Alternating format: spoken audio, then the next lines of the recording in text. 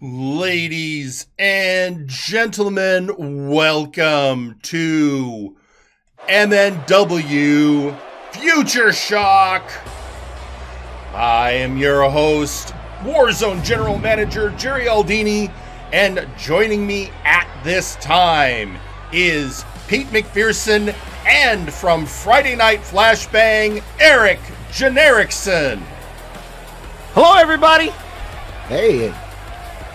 And for those of you wondering, where's Michael Montoya? He's backstage.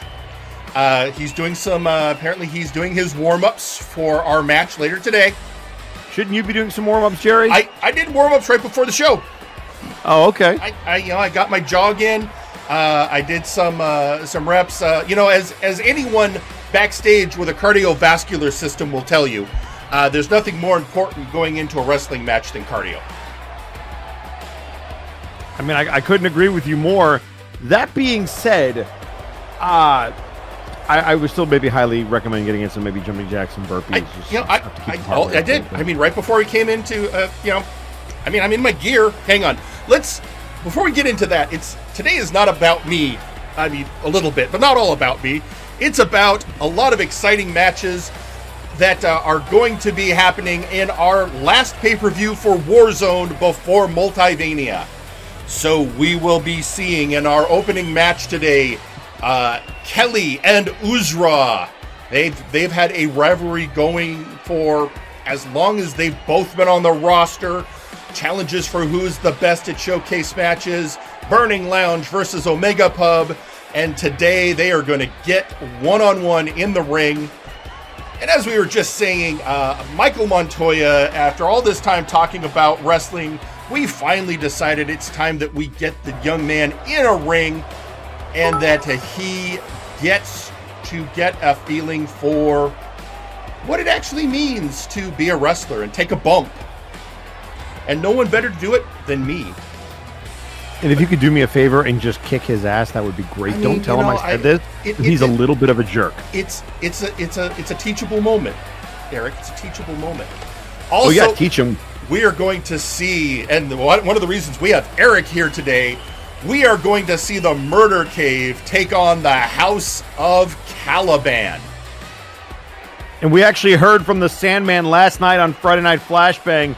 He's completely focused. The Time Bandits are the number one contenders for the World Tag Team titles on Flashbang, but he made it a point to call out the Murder Cave, saying that Dr. Grimm and Grizzly Adams have never paid for what they did to Flashbang in its inception, and here tonight, they were going to deliver payback. That is a match that Flashbang has wanted to see for 3 years, and it happens tonight on Future Shock. That is a fact. And also, well, speaking of grudges, Wilson will finally have a one-on-one matchup with the one and only Maximilian Thunderthighs. And this is going to be a hell of a thing, because Max for months was under the thumb of the group known as VIP. He managed to finally break away, and he has been working his way through their roster, and it's time for him and his chief tormentor to face each other. And again, you talk about matches that people have wanted to see. Maximilian getting his hands on Wilson here tonight. Absolutely. And in championship action, Sir McCheese will face the Storyteller for the Big Oof. And we have word that that McCheese is not coming out alone. He will have the Janitor in his corner.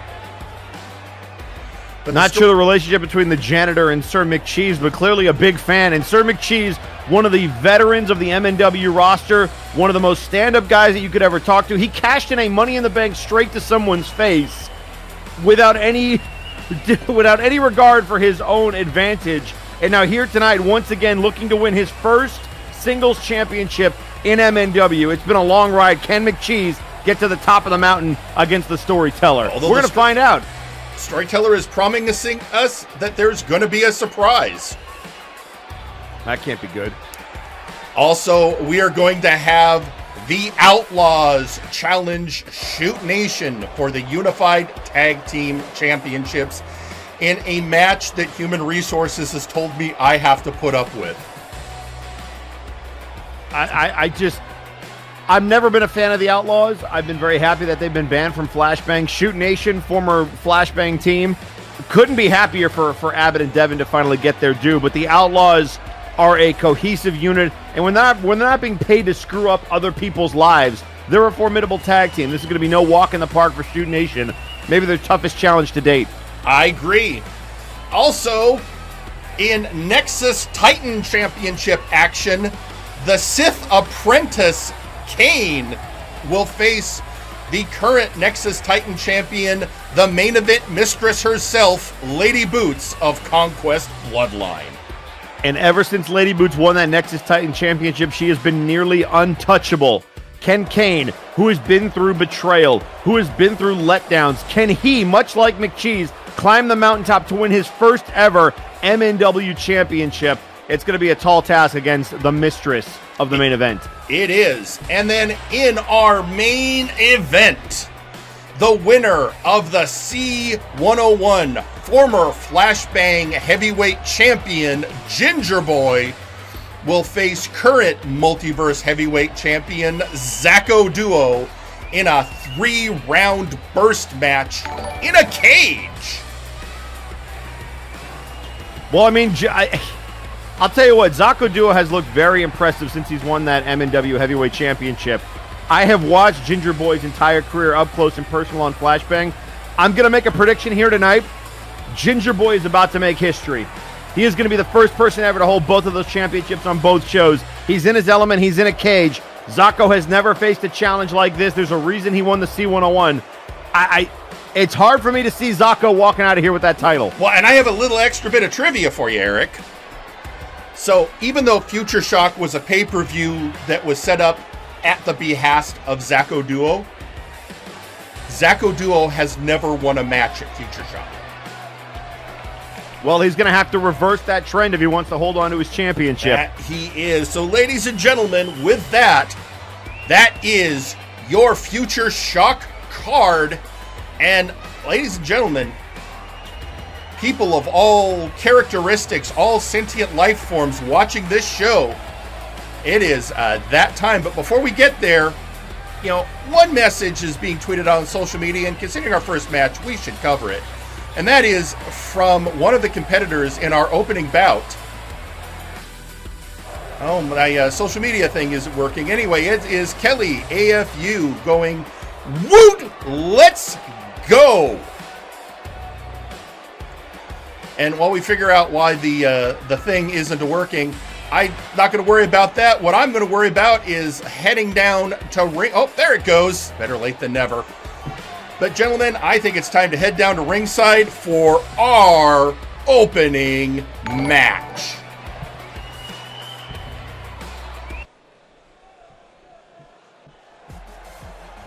Your opening match is scheduled for one fall. Introducing first, representing the Omega Club, Kelly!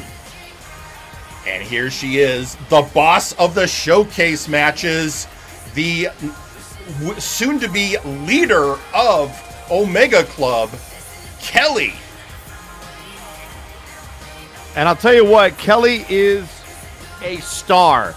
And ever since she's got a chance to get in the ring more often, she has shown why she is the leader of Omega Club, why she has kept these boys in line, and why she's also one of the most profitable businesswomen in professional wrestling.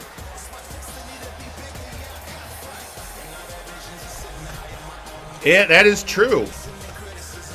She has, and more showcase wins than anyone. And introducing their opponent,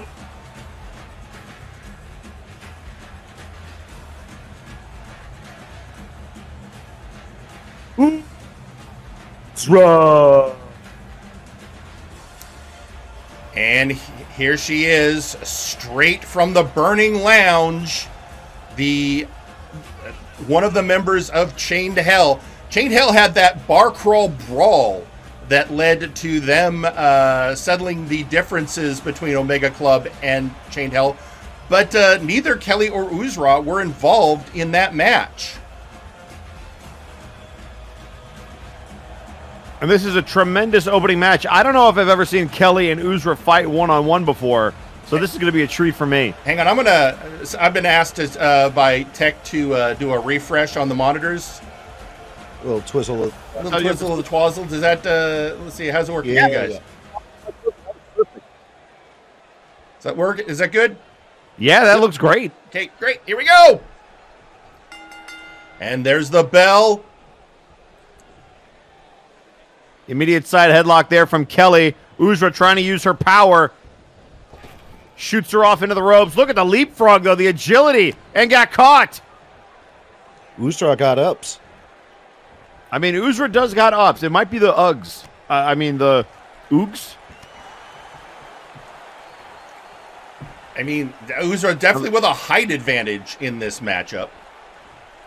And now trying to break the arms. And now the nice go behind there by Uzra. And look at the power. We were talking about it immediately into a side headlock. Great chain wrestling here from these two to start this out. Textbook snap suplex from Kelly. Now, is this just the Battle of Omega Club versus Chained Hell, or does this actually have to do with their various business establishments? I think there's a lot of things. One of the things that seems to be prominent, this is almost more about the showcase match wins than anything. I think it's just which one of them in their personal rivalry is most dominant. Yeah, I don't think this has anything to do with their factions. So, with that, Kelly catching the leg. Good job, Kelly.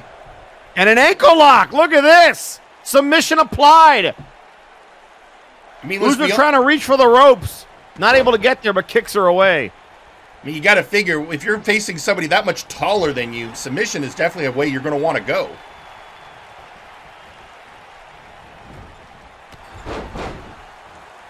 Kelly has a long history in MNW, the manager of Omega Club for years now. She's seen a lot of turnover in that group, but she's managed to keep it alive. And now here's a cover by Uzra. And one count. Well, not just that, Eric, but when Alpha Kong retires next week, she's going to be the senior member. I mean, that is true. And what a career Alpha Kong has had in MNW. I agree. The outpouring when he announced his retirement was heartfelt. Oh, and pulling the arm.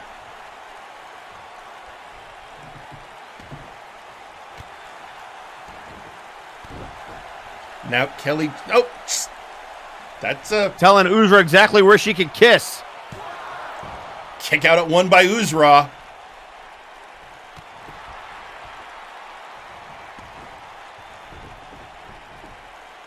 And Uzra getting out of that scissors hold.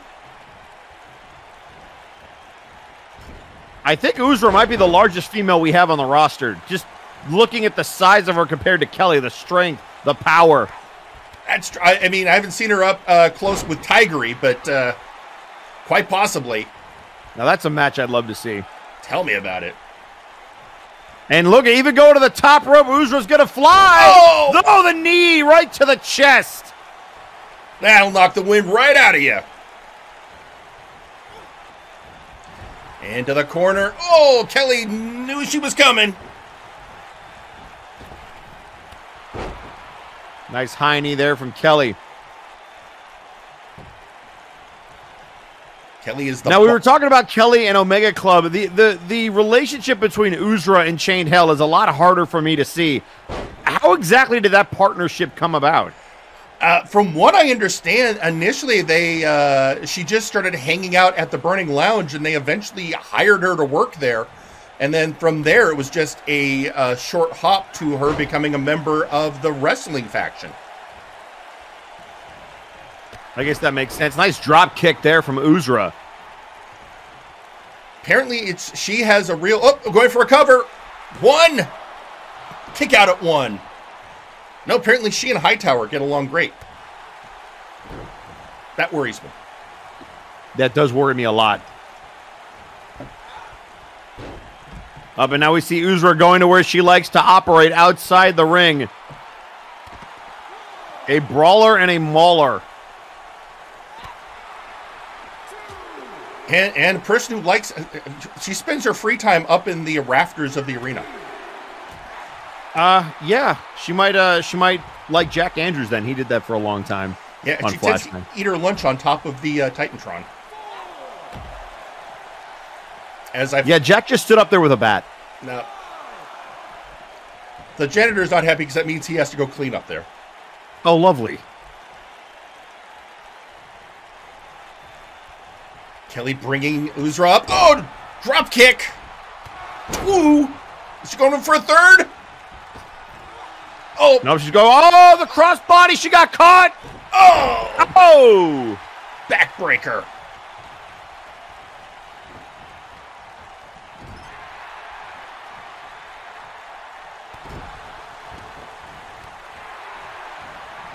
Good reversal by Kelly.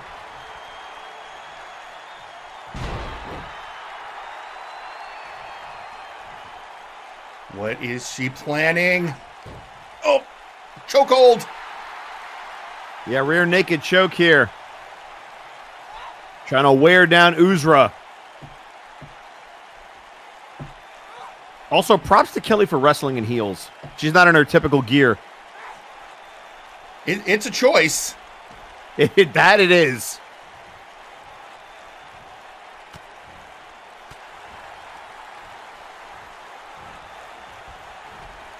Uh-oh, look out here. Oh! Nice Regal cutter. And now to the top rope. Uzra going to fly again. That's halfway across the ring, Jerry. And she hit it. Oh, my God. And it connected. Got all of that. Pete, have you ever seen a caveman fly? Oh, what a double clothesline. Ducks the first, hits the second. Kelly down, and a kick out. Yes, but usually they needed a club to help them. Ah, that's fair. I don't like what she seems to be setting up for. Telling Kelly to get up, but I don't know if she can after that clothesline.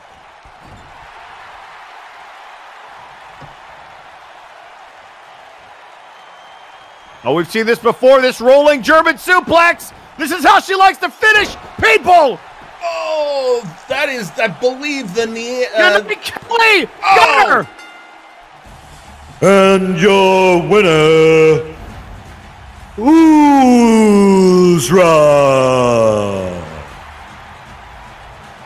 Well, I guess that settles that. Here's your winner. I'm guessing she's probably not going to be welcome in Omega Pub tonight. Probably not, but I mean, that's, I don't know, Kelly sometimes shows herself to be very magnanimous in defeat. But, yeah, there is your winner, and I'm hoping this feud, this has been resolved. I can dream.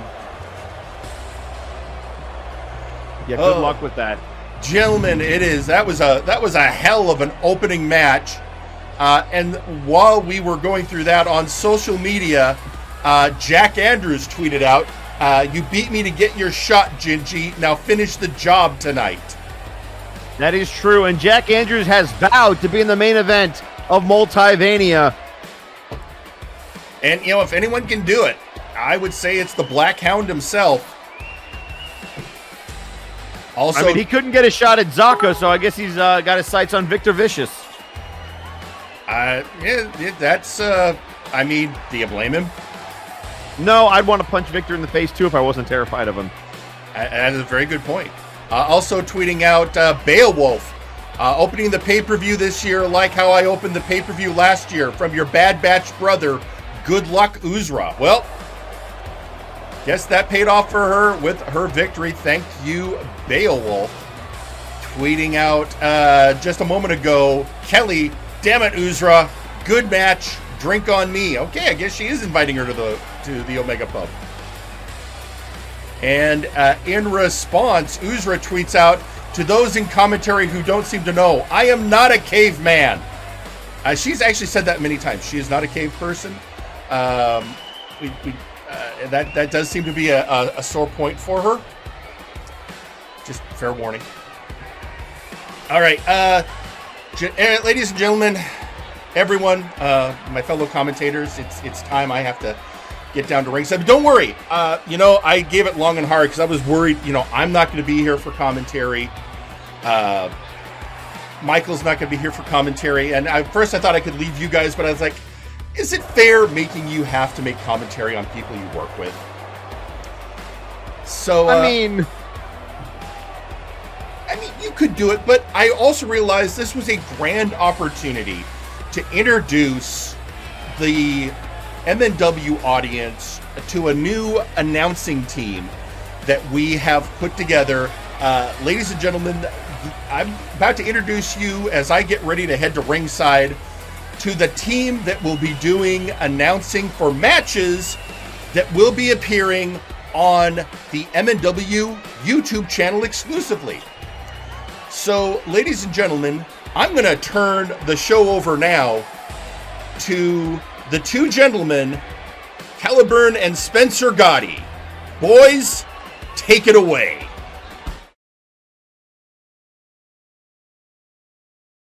Thank you so much for that introduction, Mr. Aldini. Good evening, ladies and gentlemen. I am your new guest co-commentator for tonight's match, Caliburn, and joining me today is Spencer Gotti. We're going to be commentating this match here while our two normal commentators go ahead and square it off. And with that out of the way, let's cut it down to the ring.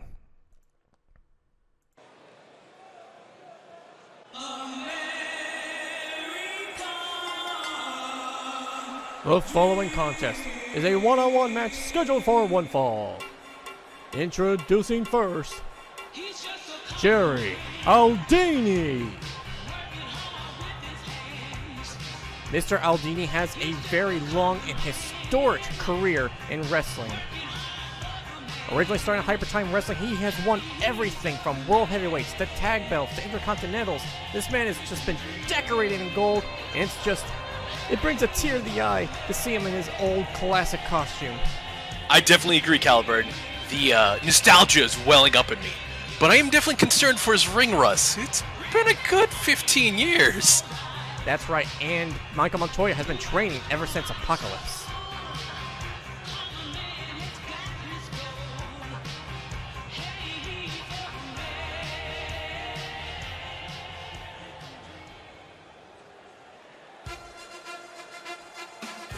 Oh, sweet lord. Introducing his opponent, Michael Montoya. That is definitely a unique choice of ring gear, I will say. He's coming in confident, I'll give him that. Yeah, maybe his training's gonna pay off. He definitely has youth on his side. Gary looking not amused at ringside.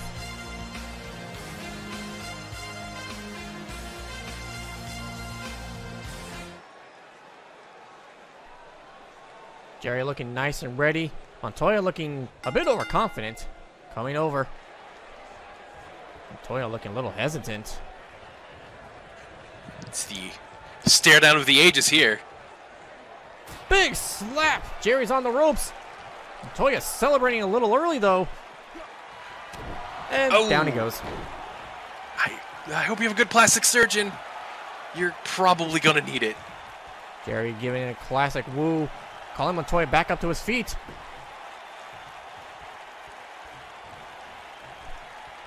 Clean chop to the chest. Oh, I love it. Montoya looking out of it. Love it. Jerry going for that classic strut. Montoya just crawling away as Jerry just cleans his boots off in his direction. Oh, there goes Montoya running right out of the ring. Smart move. You know, if you can't beat the guy, run from him. Maybe he's just gathering up energy, thinking of a new strategy here. That would be the smart thing to do, as Jerry's already shown he's got more power and can clearly still run, heading back into the ring to reset the count. Montoya thinking he got away with it. Jerry getting too aggressive, though. The ref is distracted. His back's to him. Out goes the ref. Oh, Montoya, what the hell are you doing? Russian leg sweep. Hey, actual moves. hey, apparently that quick breather really helped him out. Now with the spinning toe hold. Can't get more classic than that. That very move would end matches in the past in Jerry's actual time.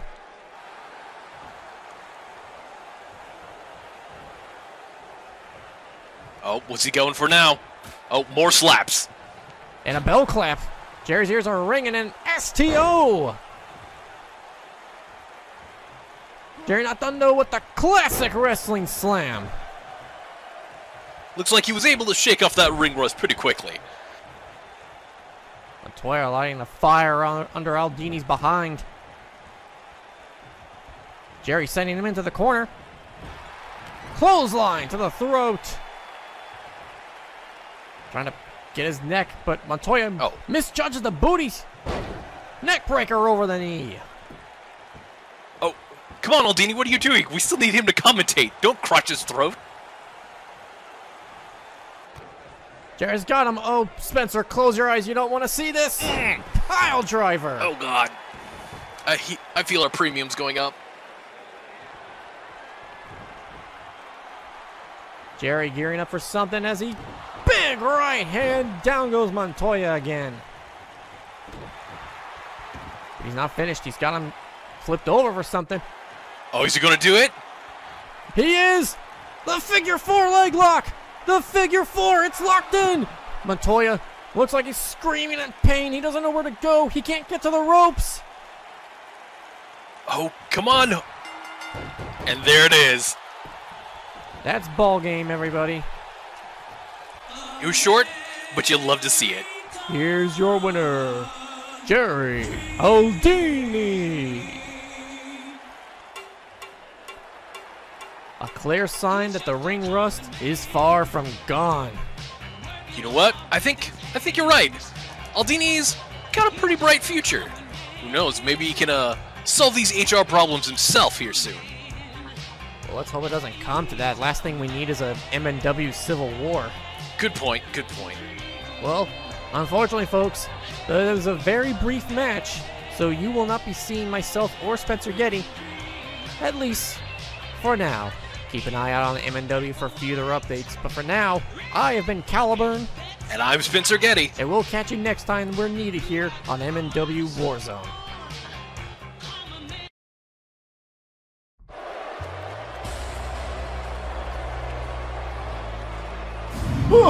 Okay. All right. Let me get this. I'm not gonna wear good that job robe. there. What? Hi. Good job there, Mike. Good job there, Jerry. Thank you. Thank you.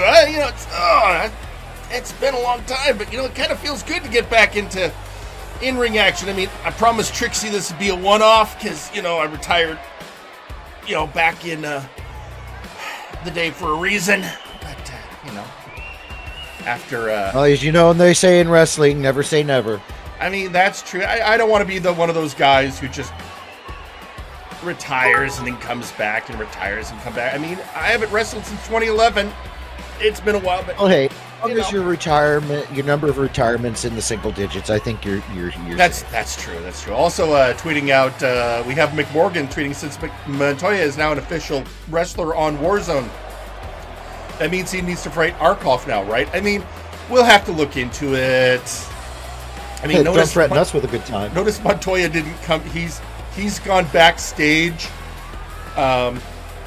He's requested some medical medical assistance, so he's getting checked out for his boo-boo. I gotta say that was thoroughly entertaining. I don't think he's ever been stretched. That was the whole point, was to give him the experience of what it's like to actually. So now he's felt what it's like to take a bump.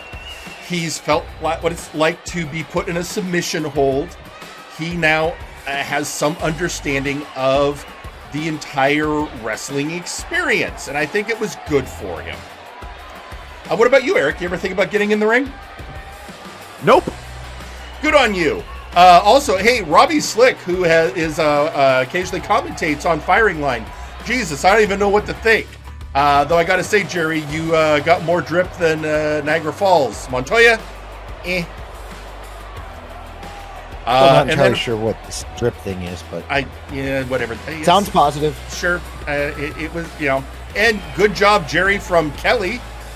And we're now hearing from the rookie of our roster, that being John Tristram. Hey, Montoya, I got that bottle of red and that other bottle of red. I believe that is from Faye, the co-host. Was that on Faye? Fire. You're right. Yeah, I misread. It's Faye. And that other bottle of red. How does O negatives? I'll leave it in your room. She did promise to get him medical care, if it needed. So he didn't bleed. He doesn't need a blood transfusion. Also, Kelly, hey Mike, what are you doing in the medical room, and what's happened to your face? Maybe she's talking about Clamato. I only punched him once. I chopped him more than I punched him. You know what? Folks. It was great. It felt wonderful to, for one brief moment, relive the glory of my in-ring competition. But I have moved on in my life from in-ring, and I am now one of the people who helps run the show. So I appreciate everything, but we should move on. We have a hell of a card with a lot of people that deserve a lot more spotlight than I do. And right now is the match that I am under obligation to present to you. Is everyone ready for our first title defense of the night? It is time for the Unified Tag Team match.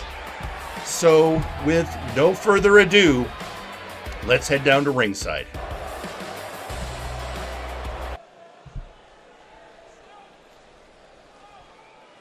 The following is a tag team title match scheduled for one fall. Introducing first,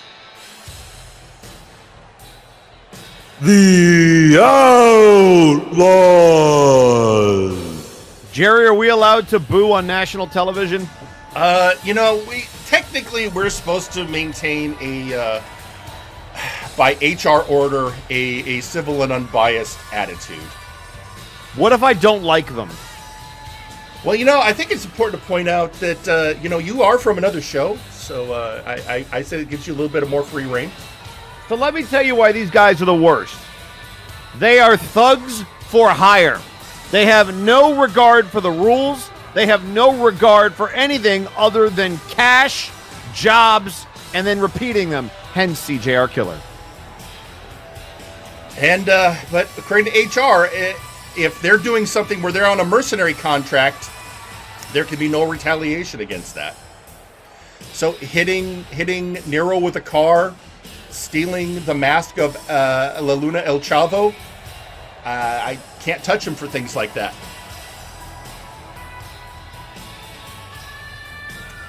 So they did win this opportunity. So they are your number one contenders. Anyway, on to better news. And introducing their opponents, they are the Unified Tag Team Champions, Shoot Nation. And talk about from underdogs to champions. Shoot Nation has been through it all. And They've seen turnover the likes of which Omega Club has never seen, and that's something. I mean, you hit the nail on the head, Eric. Even in the tournament where they won the opportunity to go after the belts, underdog in every match. They faced... I mean, it wasn't until Jack Abbott came back that they were even a thing again. No, and then they had to face the Toxic Wastelanders to win that title. They have been the underdogs since the word go. Now, of course, well, now we have to do this whole setup. This is what it's all about, the Unified Tag Team Championship. And the ring announcement is happening. But, oh, wait a second. I forgot something. Hey, Ref, hang on a second. Hang on a second, Ref. Wait, what? Hang on a second. I remembered something. We got it. Ref, yep. Hold on. Jerry, what are you doing? I have to cover something before this match starts. Okay, Phyllis, that we're about to broadcast a voicemail I got earlier today, and I asked Phyllis to put it over the PA so everyone in the auditorium and everyone in the ring can hear this. So just hang on a second while I play this very important voicemail I received this morning. All right, that tone. Jerry Aldini, this one is Sasquatch Wing, calling to make request. See, when Outlaws start to make trouble in roster, rage began to simmer in O-Lords.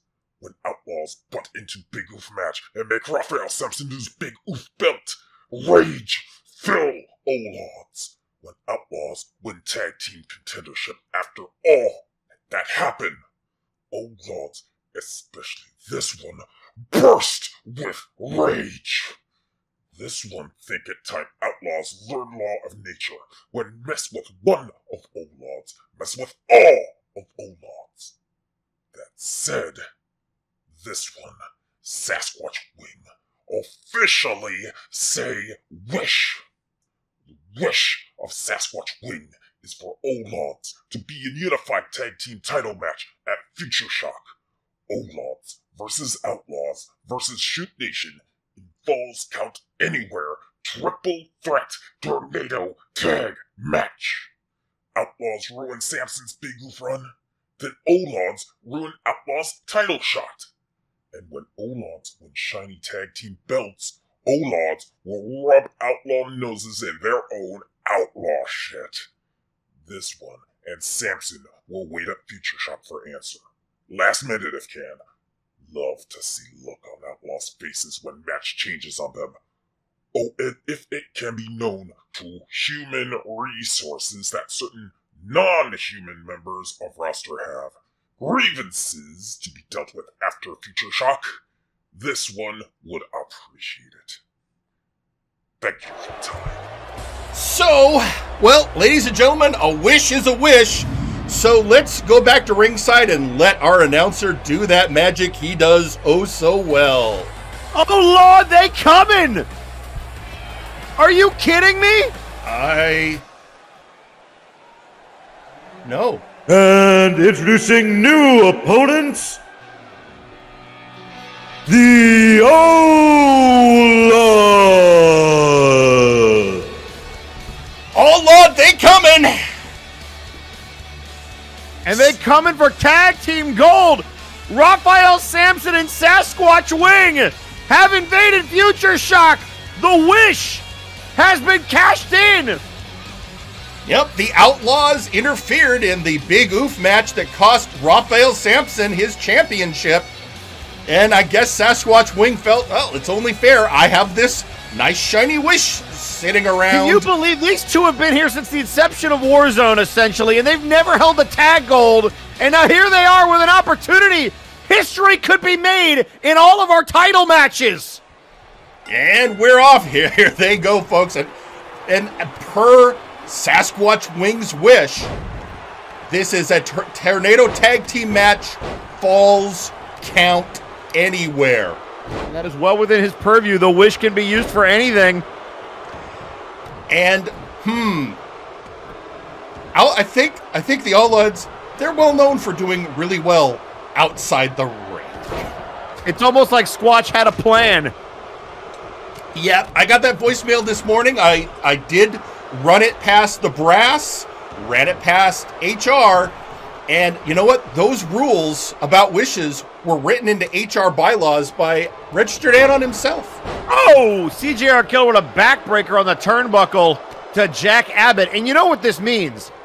It means that at Future Shock, every single title match, the challenger has never held the belt they are challenging for, with the exception of this match. The Outlaws are former tag team champions, but not the O-Lords. Oh, first pinfall predicament, but it's just a one, not even a one.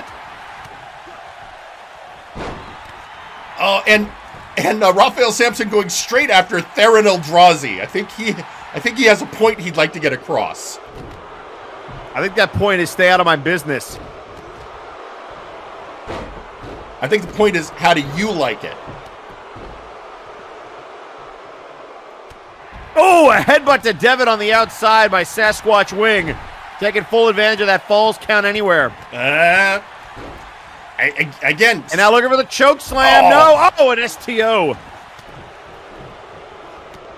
Squatch, you got to remember, Squatch is a very well-experienced, intelligent competitor. He knows what he's doing. Well, he knows what he's doing, and he's deadly at it, which is exactly why this is false count anywhere. Yeah, and tweeting out on social media from HR Sawyer is just a picture of himself clapping approvingly.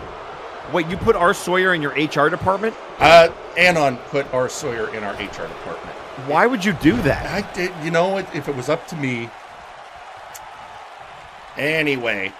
Also, oh, hey, look who's finally joining us at ringside. How are you feeling there, Michael? Just back from medical. Michael, how's your leg? What happened? I put you in a figure 4. Did I win? No. No.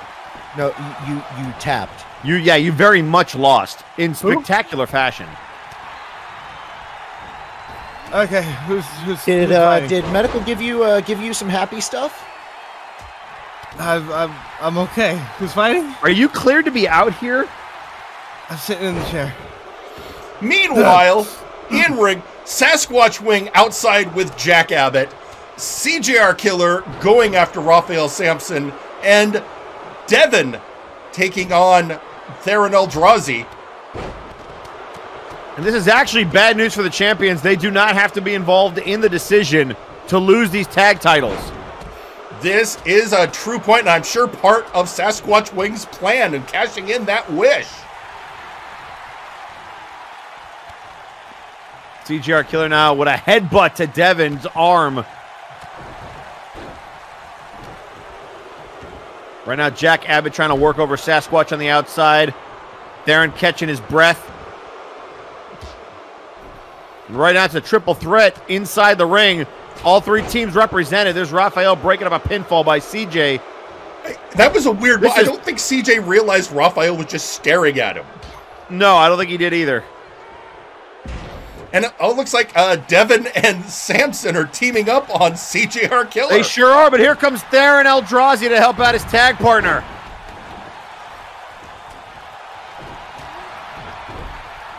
Again, that's great action in the ring, but this is a Falls Count Anywhere match. Sasquatch Wing and Abbott could decide this. They sure could. Abbott taking the most advantage of his MMA background against the much larger Sasquatch.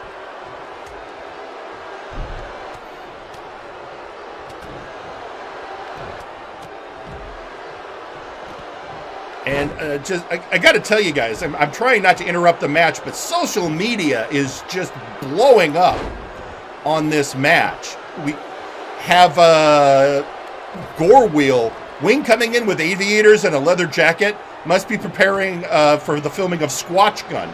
All right. Then you've got McMorgan. Once again, Squatch has impeccable taste in kilts. Very fine choice. And then finally, Injustice Jake saying, excellent work, Squatch. Masterful use of resources. All odds, teach those scrappy wannabe sell swords a lesson. No loss between the merciless Merc and the Outlaws. Meanwhile, Devin throwing Theron in the corner and just punching CJR Killer as he hits out the ring. Ow. Yeah, what a way to get out there. Oh, I think the one thing that the All Odds and Shoot Nation could agree on is they both hate the Outlaws.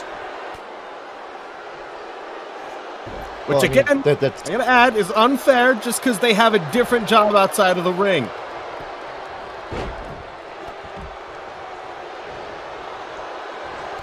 Oh, and Theron Eldrazi focusing on Sasquatch Wing and forgot about Devin, keeping the ref distracted from the fact that CJR Killer has Raphael in a pinfall and he gave up on it. They could not hold that pin forever. Again, the only people... out a fireman's carry. Look out, Raphael. The only people in this match prepared for its actual complexities are the Outlaws. They knew what was coming. Oh, and look out here. That one is the pistol whip.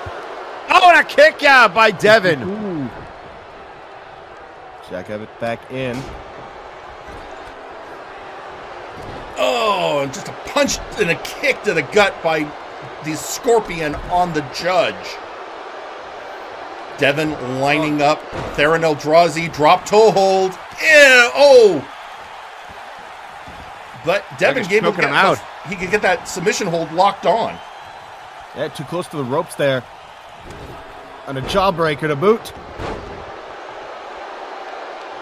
And again, CJR. I think the Outlaws are pissed because they thought they had this in the bag, and then something is screwing up their plan. Look at the Lion Stomp by Theron Eldrazi. I mean, we may not like them, but they are really skilled in-ring competitors. Absolutely. And while Squatch and CJ are outside of the ring, Scorpion getting the judge on his back. And now trying to tap him out. Tequila Sunrise, but Theron all over it.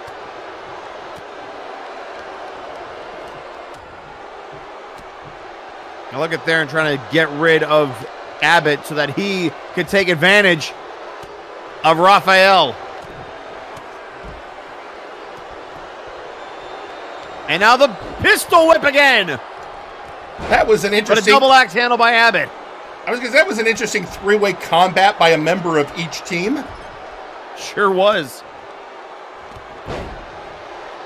Meanwhile, on the outside, the chokeslam got countered. And now Theron doesn't see Raphael from behind. Electric chair drop.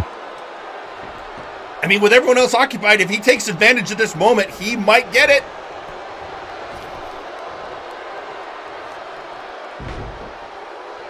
Ooh, a massive arm drag there. Oh, I think Theron is busted open. Yeah, with that massive knee, of course he would have been. I think he just returned the favor to Raphael Sampson.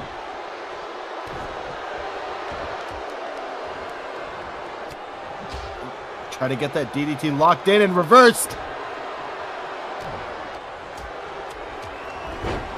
Oh, shoot cutter! Shoot cutter, Raphael! I'm more worried about what Squatch is doing right next to us. Yeah, I'd appreciate. Thank you, CJ. I never thought I'd say that. Okay. Sweep of the leg. Back on the inside. Hey, look at this. The stretch muffler being applied by Devin. And broken up by Theron. We just drop kicked Raphael right in the face. Oh, here comes the Serpent's Kiss. Serpent's Kiss Theron to win the tag titles. Oh, but Abbott was all over it. Break it up. You got to clear out that ring first. Or at least keep them distracted. Right now the Outlaws in control. Yeah, working over a member of each team, but there are still two other guys they've got to worry about.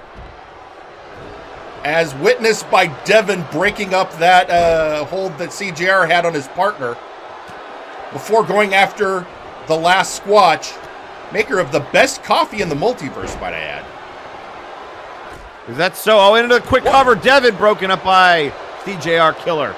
Oh, yeah, I definitely started my day with my Squatch roast, especially because I had a big match. Got to get that blood rage flowing. Oh, the big boot! Ooh. CJ with the big boot. The tag title's on the line, too! Oh, and Edmund just got there. Oh, that was a frightening moment. Saving the titles for his team. The Outlaws vowing that they're going to enter Multivania for the third year in the row as the tag champions, but that this year they'll leave with them as well. Well, first, you've got two teams you've got to get through, Theron. Devin just hit the ref. Not that it really matters outside of counting a pinfall. No. Oh, and that could have been a problem. Devin with the STF, but there's no referee. The ref is down.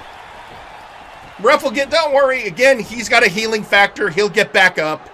And, there's the power bomb. The DOA power bomb. But again, no referee. No referee strung up on the rope. But this could rope. do it. Tag titles on the line. Two. Pin, no. Kick out by They're able to cut off the ring, but he kicked out. The Judge of the Multiverse going after the Scorpion on the outside. And this is a Falls Count Anywhere match. If he gets him in a pin out there, it'll count. Picking up, taking him over to the steps or to the outside. You know, that wish by Sasquatch Wing was very specific. Falls Count Anywhere. Oh, no, okay. Can we not? Thanks, CJ, again, I suppose. Okay, drop kick into the corner. Oh, Raphael off the steel steps, courtesy of Jack Abbott. And laying down some big boots there in the middle of the ring. Oh, off the hardest part of the ring. Jack Abbott just cold conked Raphael Sampson. Can Raphael, doesn't even know where he is.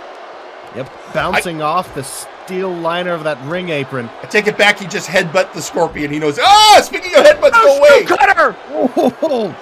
Shoot Cutter hung up on the ropes!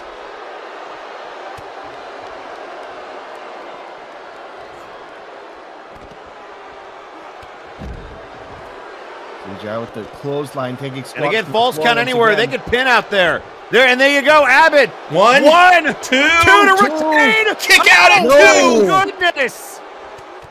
That was like a 2.5.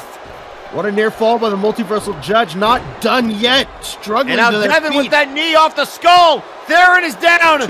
Oh, Kick my out. Goodness. And now CJ from behind to help his tag partner. Plenty of 2 counts. Plenty of faces driven into the canvas. And the Outlaws right now trying to go to work in the ring. Raphael on the outside with Abbott. Oh, a brainbuster to Theron. Oh, and now it's just become a triple threat match. Oh, look at Raphael on the outside. Is he? Oh, he is. He's setting up biblical proportions. It is. If he hits this, we can have new tag champions. Onto the ramp. Oh, no, Who can get there? CJ trying to beat the ref The there. official's got to get there. Two. He missed. He missed. No, he missed. CJ missed. The Outlaws have done it. The Outlaws have done it. Winners and new Unified Tag Team Champions, the Outlaws. The Outlaws have been foiled by a rubber mat at the edge of the ramp. He tripped. It has been a long and arduous road for the Outlaws, but here tonight, the 3-year journey is over. The Outlaws are finally your Unified Tag Team Champions. Sasquatch Wing finally got his shiny belt. I'm physically incapable of knowing how I should feel right now. Joy, elation.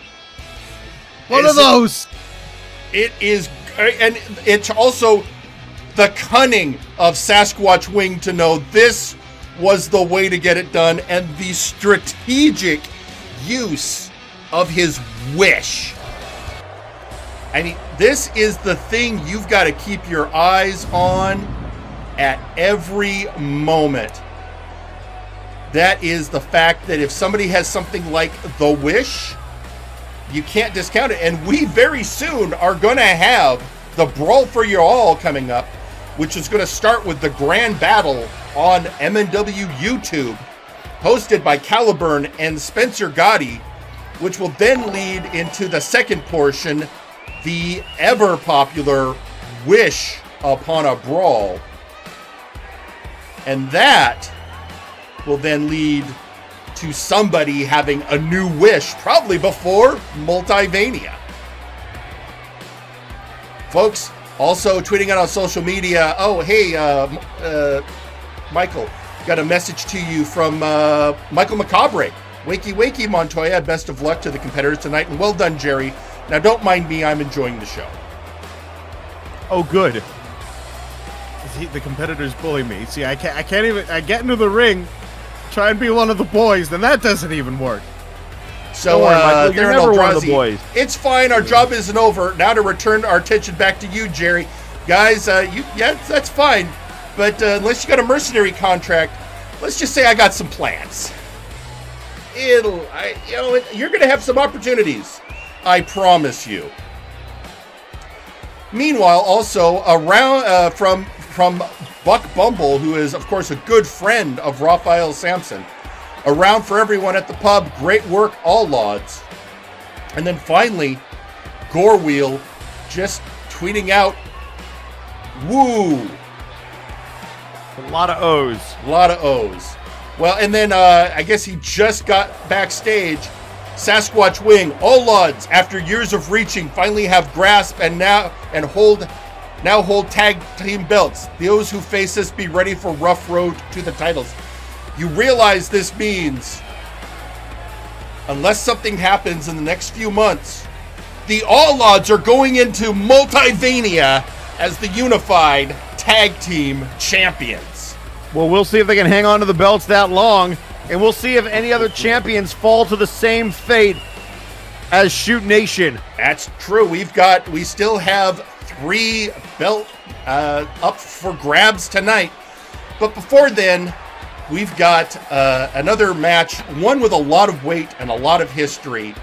So before we head down to the ring for that match, let's hear for one of the 2 competitors in that match. Ladies and gentlemen, Maximilian Thunder Thighs.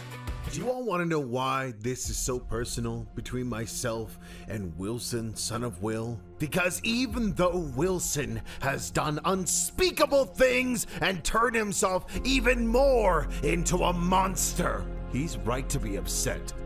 Every one of you in the multiverse treated Wilson poorly, other than his own faction. Nobody believed in him. Nobody saw him get to the top. He was a mascot, a clown, a joke! Not meant to be taken seriously, not meant to be anything more than a sad excuse whose makeup and vanity only hid the sad little wrestler on the inside who just wanted to be great. And since nobody else here will say it, I will say what needs to be said. Wilson, you need to be told something that has been a long time coming. You are one of the greatest wrestlers that will ever exist. You do unspeakable things and hurt people just to get yourself to the top. But you have also improved far more than anybody else here. You went from being a joke, a gimmick, to becoming one of the greatest of all time. When you speak, they are damn well listening. And when the world laughed at you, Wilson, you spit in their face and you keep moving forward. And even though every fiber of my being despises you, I respect you as one of the great ones, and I will not hear otherwise. I even bet Will, the father of Wilson, would be very proud of his son. So tonight, and only for tonight, we can forget about the VIP and Max feud. We can forget about vengeance and victimizing. Tonight, it's just about you versus me. 2 sides of the same damn coin. I'm about to unleash the fury of the storm. And you best bring your A game or you'll never make it to the top. Wilson, if you can withstand the full force and take every single max damage that I can dish out until I can't stand anymore, it'll be your win. But you first have to survive, Wilson. Because you are about to hear the great behemoths roar!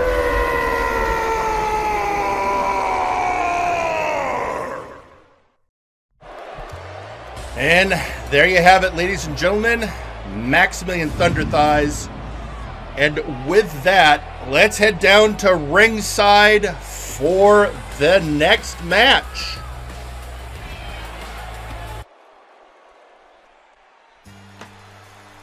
The following match is scheduled for one fall. Introducing first, Maximilian Thunder Thighs.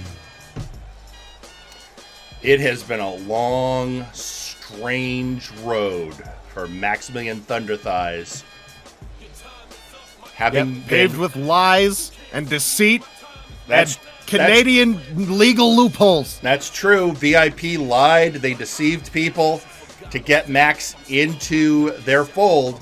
Fortunately, Mr. Enigma and Papusa Monkey P.I. were able to uncover what was going on and found the way to get Max free from their clutches. And now vengeance will be Maximilian Thunder Thighs, or so we hope.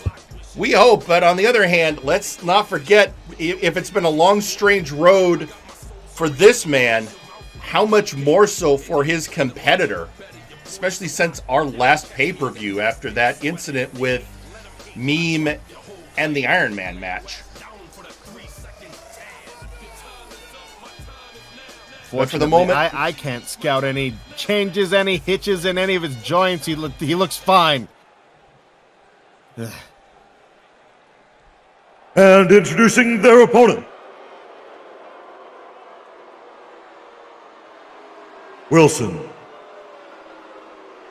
you know, it's so strange after all these years to see somebody who we keep saying, do you want music? And his answer is the same. Fuck no.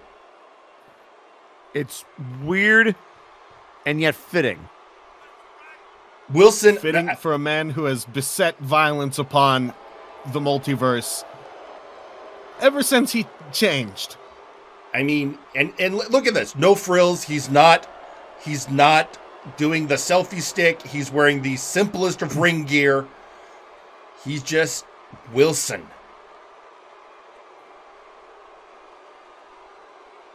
And, you know, this is the man we used to treat as a joke. And if he's proven anything in the months since Apocalypse, he is not a joke. And here we go. He's going to tear Maximilian Thunder Thighs into pieces if there is one saving grace from this matchup. Well, that initial collision where they hurt each other, which these two have faced each other, worked together. I mean, just about every combination. If two people on the roster know each other well, it's these two. You have to imagine finishing maneuvers have been scouted, old dirty tricks have been scouted, but both competitors had to have evolved into this match if they want any chance of beating each other, because they know each other so well at this point. Well, and that, you know, the only thing I can say about that is how much does the changes in Wilson make him harder to predict? I think he's extremely hard to predict. He was hard to predict before. He was vain, but he was erratic, I guess is the best way that I would describe it. And now he's only become more so. Maximilian Thunder Thighs in control here. I mean, a far cry from how... Oh, first pinfall, 1 and a 1 count. I was going to say far cry from how he was when you were calling his matches on Flashbang. He is a completely different competitor, although I would argue that his time on Flashbang was some of his most productive. I mean, that's the last time he's had a heavyweight title shot. It's true. I mean, over here, he has held the Big Oof and the Nexus Titan. And I guess that means there's one belt in his sights right now, but he's got to earn his way up. But if he keeps at this rate... And there's a reason they call him Work Rate Wilson. Well, or they used to. Oh. That was another thing he said, don't you dare call me anything but my name. I mean, that is his name. Being told I'm misremembering the Nexus Titan run. Seems like he should have had a Nexus Titan run, though. Yeah, I believe he held the Big Oof title, but not for very long. Laying in those kicks to the chest of Maximilian Thunder Thighs, keeping in control at this point, able to turn it around on Maximilian. Oh! What a counter by Maximilian Thunder Thighs, just tossing him over his shoulder like that. And up comes Wilson, and again, a kick to the gut. Oh, going for a reversal, but caught by Max, belly to belly. Both these two just laying in the leather, 1 and a 2.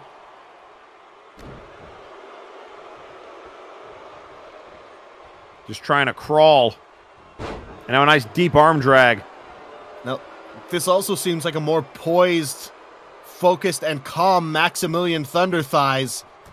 Well, they've both been through so much, but again, I remember a time when Wilson would have taken some of this time to strut, And he doesn't even care about that anymore. He just wants... Oh, again, the collision. The Wilson he tried to hit him with used a knee, to but know- Max is a big, thick boy. The Wilson I used to know would have hit him in the dick and then hung up on the ropes and winked at the crowd. But this is not that Wilson. Max is saying, oh, this is a precarious spot for Wilson. And Wilson had it scouted. You knew exactly what Max sure was did. doing. Calmly stepped out of the way. Whipping Max into the corner, following that up with a clothesline. Oh, elbow drop. Right to the chest of Maximilian Thunder Thighs. I mean, he had that scouted. He called his shot.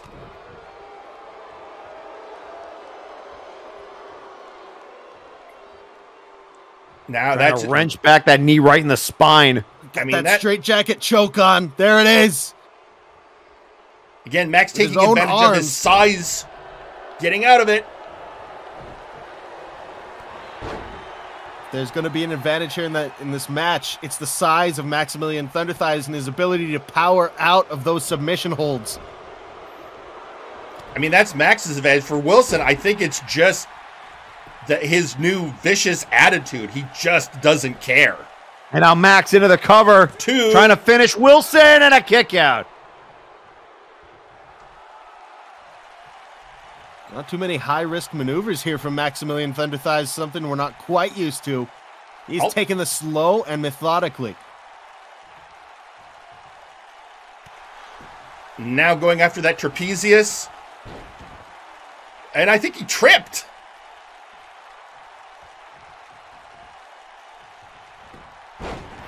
Now he tripped. Rather, he was tripped by Wilson, picked the leg. Now he's just stomping on the back of the head.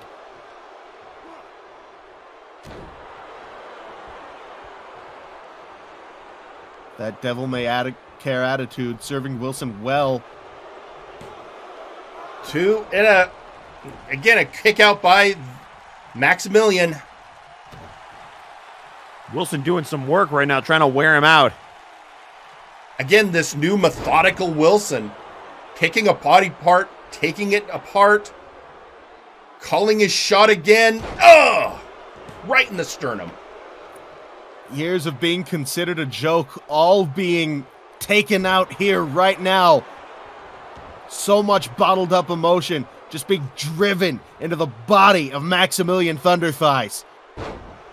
Oh, and a belly to belly evens things out. Max going for the pinfall again. 1, 2, and a kick out at 2. Oof.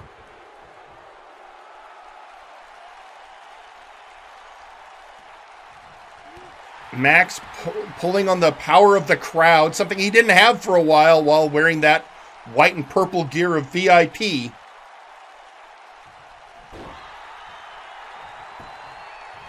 Wilson driven into the mat. Again, 2. That's, again, another pinfall by Max. He wants to shut this down. He wants to get it over with. Both these men just want to finish this match. I don't know if Wilson... I think Wilson is more than happy to keep it going and keep adding more and more abuse onto his opponent. Oh, here we go. Rope assisted. Dropping the knee over the back and then slamming him to the mat.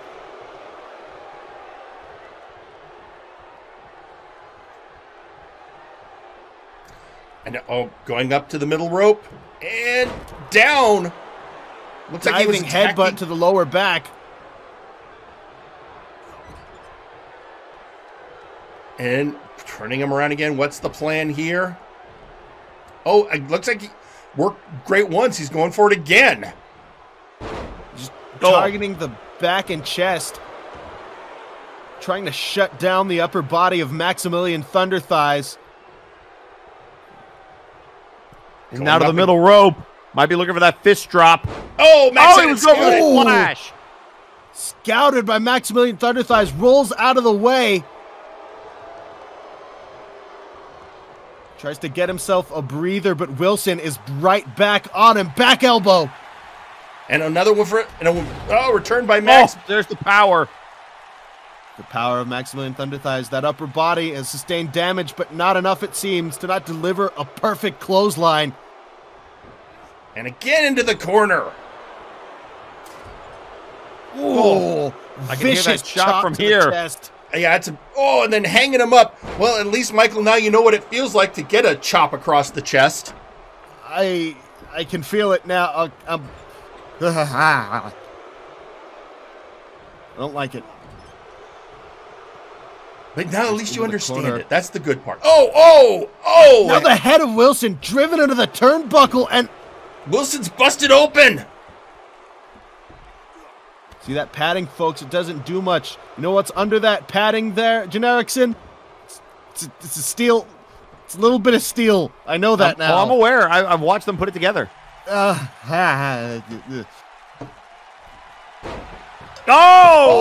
Crossbody, nobody home. Now, Big whiff there.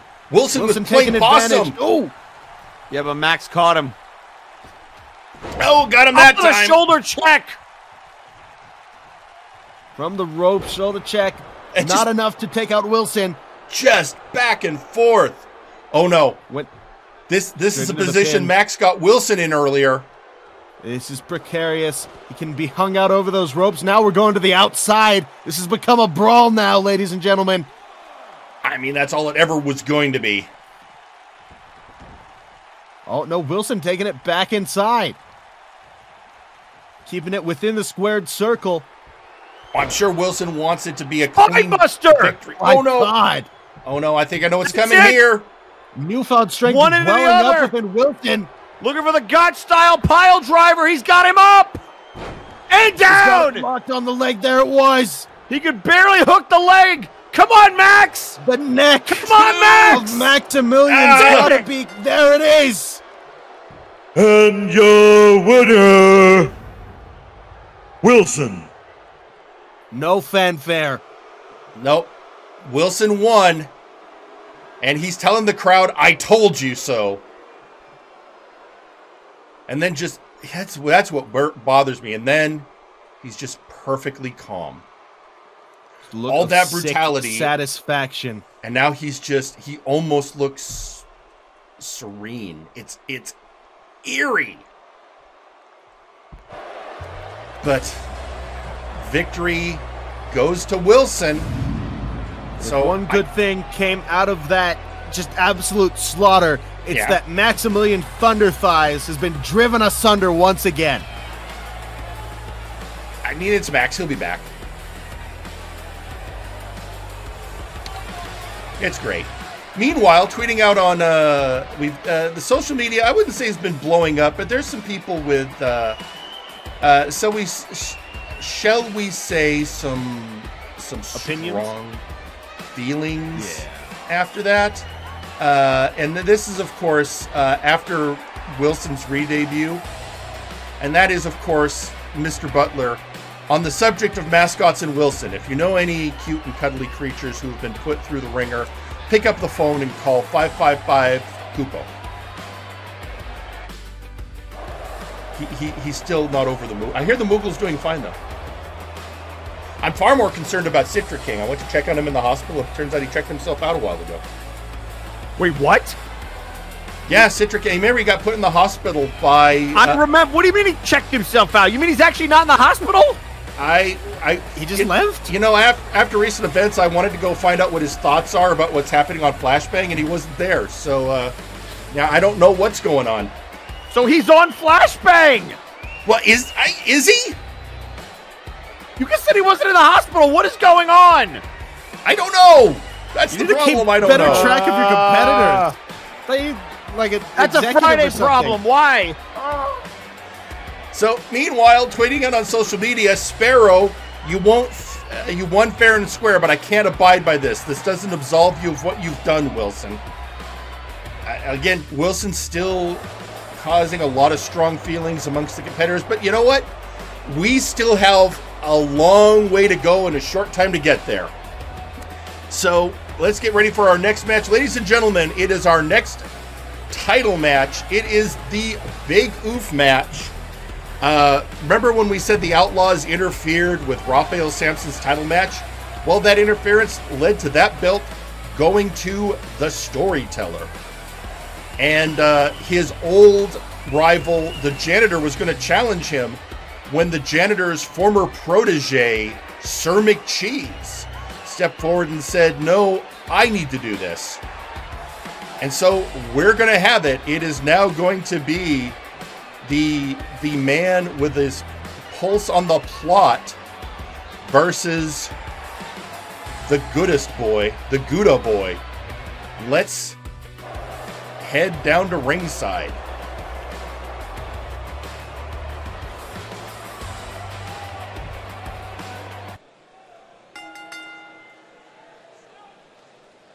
The following is a Big Oof title match.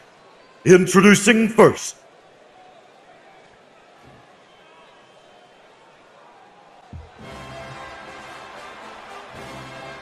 accompanied to the ring by the Janitor, Sir McCheese. You said it before, Jerry. Here comes the Gouda boy with the Janitor. That's right. His former mentor, back when they were in the Republic together, before the Janitor got a new outlook on life. Wait, the Janitor was in the Republic?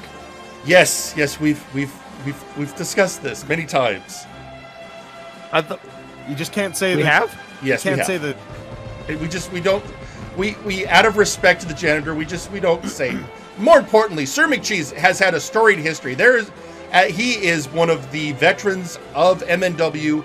He at one time had the highest merch sales of any wrestler on the roster, but that's impressive. Surprisingly, never held singles gold.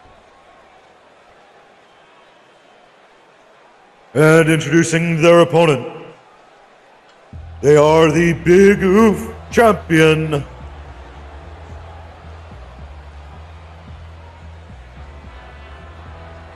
the Storyteller. Wait a minute. Wait. Just a minute. What? He's not wearing his blindfold. What the hell? Is that what he really looks like? Oh, God. No wonder he wore a blindfold. That glow, I thought that was something on the blindfold. Those were his eyes shining through the. Okay, we're back to an old question. See, what is the Storyteller? He's clearly more than just. I mean, he's hung out with the Four Horsemen, the Faces of Fear, the Murder Cave, and he says he understands the plot. And plot of what? That's a great question. And he had said he's more than happy to face his old sparring partner's Paige, which is not fair. He's a knight, but still.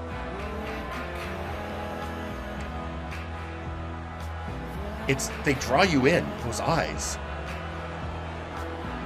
In his arms, they just seem to be pulsating with some kind of power. Yeah, I'm just completely agog here. If he wasn't intimidating before, now that we see those, well... And that belt, look at what he's done with the belt for his side plates. The eyes.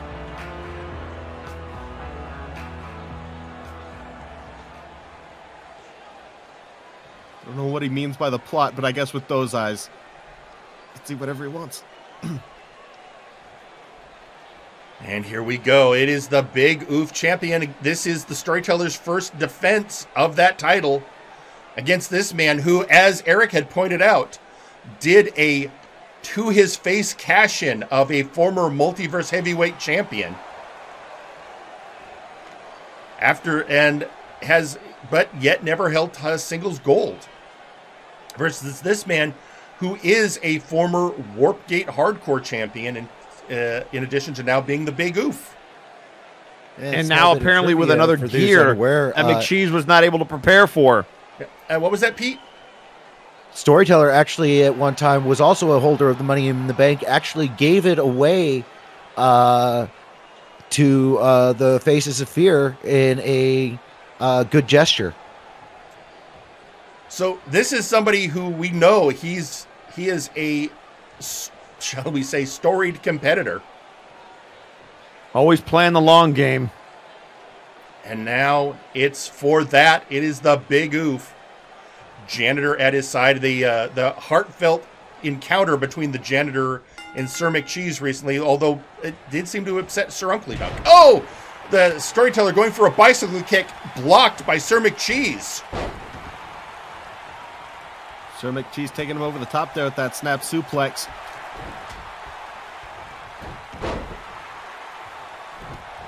And Storyteller with the kicks. He is such a pure striker. To Hurricane Rana from the big man.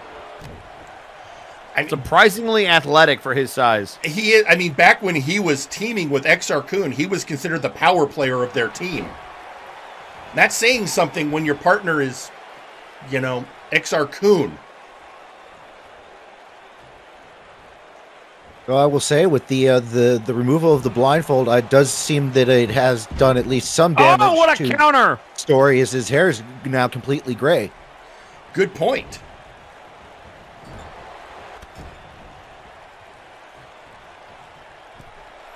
But again, it's the what does it mean? What is that? What do those eyes mean? What we have so many things here. We have angels, we have demons, we have fey creatures, we have beings from outside the cosmos, and now we have the Storyteller. And now we have Sir McCheese driving some armored gauntlets in its helmet right into the face of Storyteller. So I got to ask you, gentlemen, who do you have in this match now that we see what we're up against? I mean, I was leaning towards McCheese, but now after the Storyteller came out without that blindfold, I have no idea. McCheese. Okay, I don't know. I mean, look at Storyteller. He is just a man possessed. It might be quite literally now that I see the eyes. Possessed by what? Neck I breaker. don't want to know.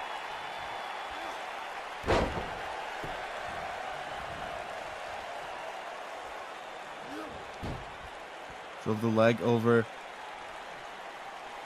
Working on going for that sleeper. Wrenching the neck. I mean, slowing down the Storyteller would probably be a really good idea right about now. He's got those fingers interlaced. The Storyteller trying to power out of it.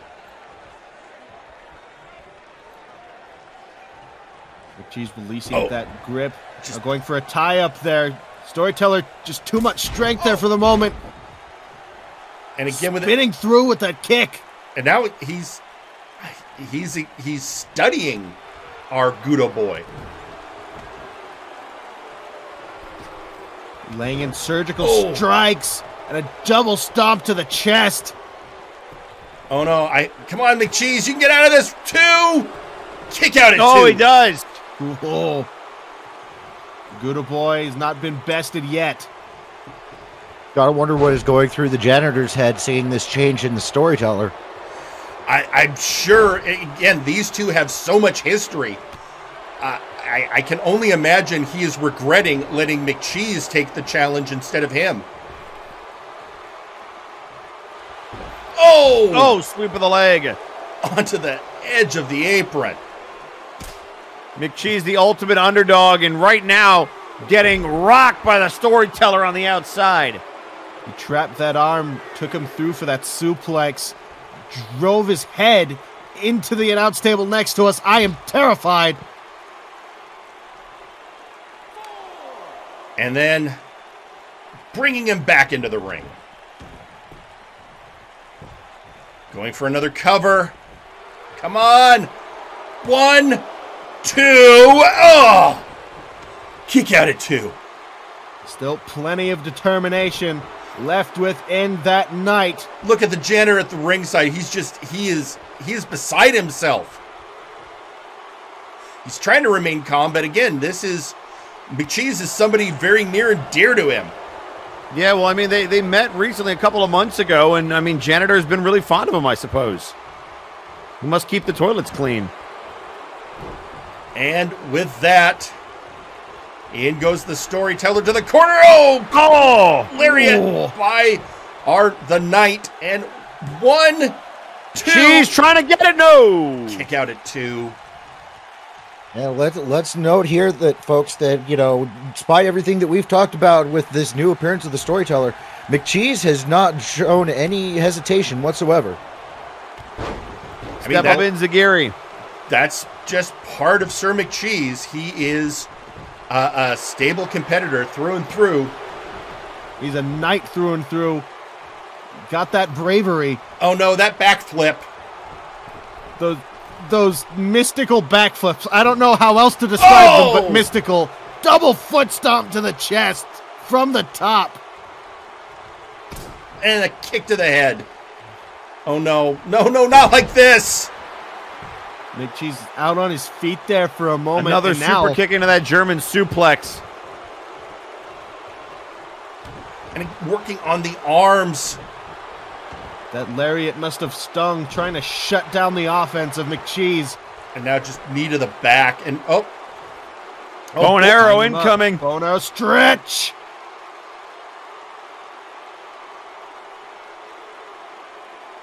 She's got to keep it together through this. Got to power out. He flips over. He reversed it.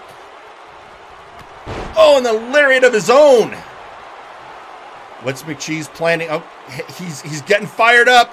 He's feeding off the energy of the crowd. His clothesline's been doing damage, but have they done enough? Can McCheese stay in control here? Whip Storyteller into the corner. Tosses him to the middle. Now up to the second rope. Calling for that fist drop to the face. Drop. Gauntlet right to the newly revealed eyes of Storyteller. Reversed by the Storyteller.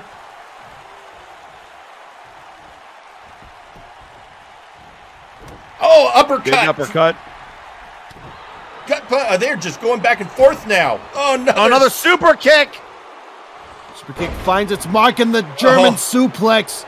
Releases it. Oh, no. Oh, no. 1, 2. Kick out! No! And out of the ring. Good. And he's back in. Now what's he got to do? He just kicked him in the shin.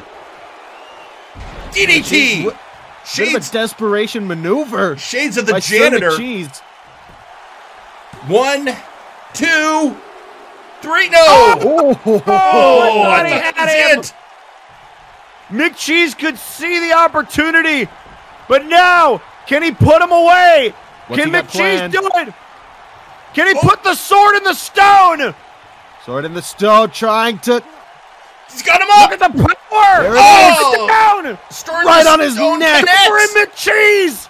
Come on, McCheese, you got him! You got him! Finish him! Full cover! Full cover! There it is! McCheese has done it! The Gouda Boy! And your winner and new Big Hoof Champion, Sir McCheese! McCheese couldn't believe it. Did you see when the ref handed him the belt? He was in shock. Wait a minute, guys. Do you see what the Storyteller on the ramp is clapping and looking proud? What? And nodding his head. Come on, Storyteller, you can't do this. Was this part of the plot, quote unquote? Is he pulling one of those? I don't know. He's looking happy with the outcome. Obviously, the janitor, while happy for McCheese, is also keeping a very close eye on his old rival. I don't know. Now it's going to be like a month till we get to see him in his rocking chair again, and he vaguely explains it. However, there we have it, the second title change of the night. That is amazing. But folks, now I know it's a pay-per-view, but we still do have, some things we have to take care of, some bills to pay. So we are going to be taking a quick commercial break, and then we'll be right back with more action here on Future Shock. Hey, baby, I'm here to announce the Burning Lounge has become an official business under the M&W banner. Do come on in and visit. It has beautiful interiors where you can come enjoy the food, the wine, the music, and the dancing, staffed by members of your very own MNW community and various other mythical creatures and beings from the cold, dark unknown. Although the building is magical, no outside magic is allowed without permission. So come on down and feel the burn of the Burning Lounge. Hello, beings of the multiverse. Does you love wrestling? Does you love dressing up to support your favorite wrestlers? Well then, you need to get down to Zach's shop today. Located at the corners of the Multiverses Avenue and Nexus Lane, we've got everything you need from mantelpieces to punching bags. No other store in the multiverse has as big a selection as I's got with as low prices. If you think that's wrong, then you're insane! So come on down to Zach's shop today, or visit the website. And if you're not down here for our sale, I'll take me shooter and blast a hole right inside your... Hi there, I'm Mega Blitz X, former two-time tag team champion and Big Oof champion, and spokesperson for the Omega Pub. We at Omega Club created the pub as a means of leaving the drama and workplace stress behind so the wrestlers and staff can just sit back and relax, have a nice drink, and reinvigorate themselves for the next day. We've got your favorite brands of drinks from across the multiverse, karaoke nights on Fridays, and pay-per-view viewing parties, now in our new mobile bar truck. But don't take my word for it, here's some comments from our fellow wrestlers. After a hard day in the ring, and an even harder day deciphering the eldritch hieroglyphs of someone's bank statement, Omega Pub is a calming place to visit. Even the bar fights are relaxing. Sparrow here. I give Omega Pub an enthusiastic 2 super thumbs up for service and a friendly atmosphere, and great drinks made to order. Take it from the 3-time, 2-time, 4-time champion of cracking back the creature. The Omega Pub serves the finest drinks. Omega Pub, where the champions drink. Have a deadline to make, but it must be done by morning? Feeling the midnight oil is not enough. Try Midnight Sun, the shot of energy you need to be temporarily nocturnal. No chemicals, no sugar, all natural ingredients. Comes in flavors such as crimson cherry, graveyard green apple, and howling blueberry. Midnight Sun. Become one with the night. Warning, do not use more than 2 shots in 24 hours or you may become hypersensitive to UV rays. Have you ever felt alone? Full of anxiety? Depressed? What is a hots fight? What is your mother's maiden name? Where is your mother right now? Do you ever go to a pub or lounge that doesn't serve chips? Apparently you do. Introducing Ignacio's Nachos, made of the finest ingredients from New York City. If you're looking for a nacho with a kick that's unexpected, try Ignacio's Nachos. Find them wherever fine nachos are sold. Ignacio Cervantes is not affiliated with the Spanish Inquisition. Thank you. Hey, you flabby liquid ape! Are you tired of breathing normally like a punk? Do you want to take your oxygen straight to the head? Try a fresh can of canned air! Scientists have agreed that breathing may or may not kill you. Don't risk it today. Buy a can of canned air. When life says you can't breathe, tell them that you can. Canned air. And we're back, ladies and gentlemen, and social media has been hopping. We have a tweet from Maximian Thunder Thighs to Wilson. I tried. I guess I wasn't good enough. Good match, Wilson.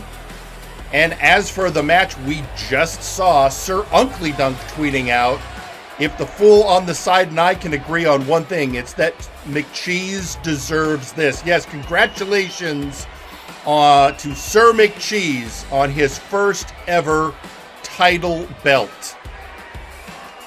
But we have new champion, and of course, congratulations to the All-Lods on their first tag title win. But we have a lot more to go. But before we get into the rest of the title scenes, we have one match we have to deal with. It is a heck of a match because it involves competitors from Flashbang and Warzone facing each other. We all know the situation that has been growing between the forces of Dr. Grimm and Dr. Caliban. Caliban accusing Grimm of creating something that could threaten the multiverse and wanting Grimm to hand it over. They agreed to have a match with the Murder Cave versus House Caliban. If House Caliban wins, they get the device. If the Murder Cave wins, House Caliban can never come over to Warzone again and will absolutely stay out of Grimm's business. So with that, I think the only thing we could possibly do is head down to ringside. Ready for some more in-ring action? Let's go! The following is a trios tag match. Introducing first,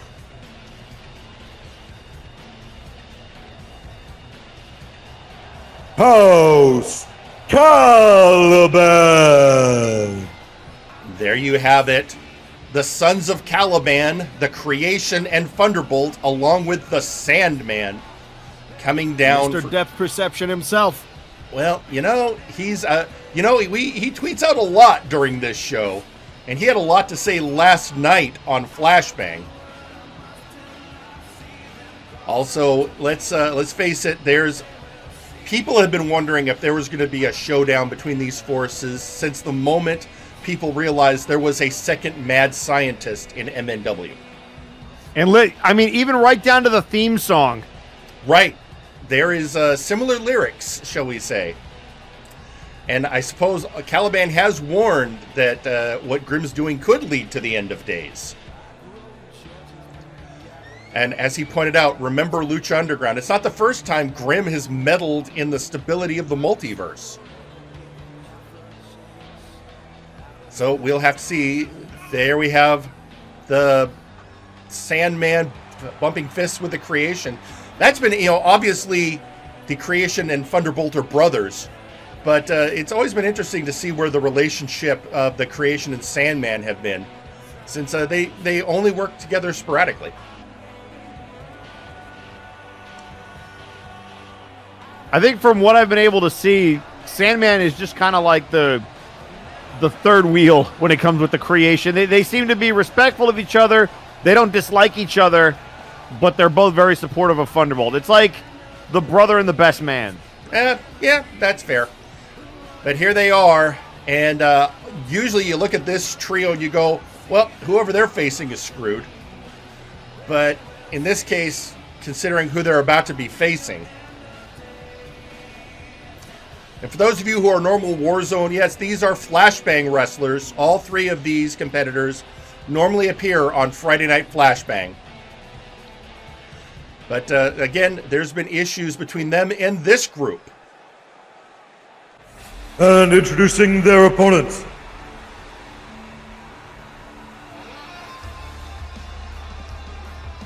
The Murder Cave. And here you have it, 3/4 of the Murder Cave.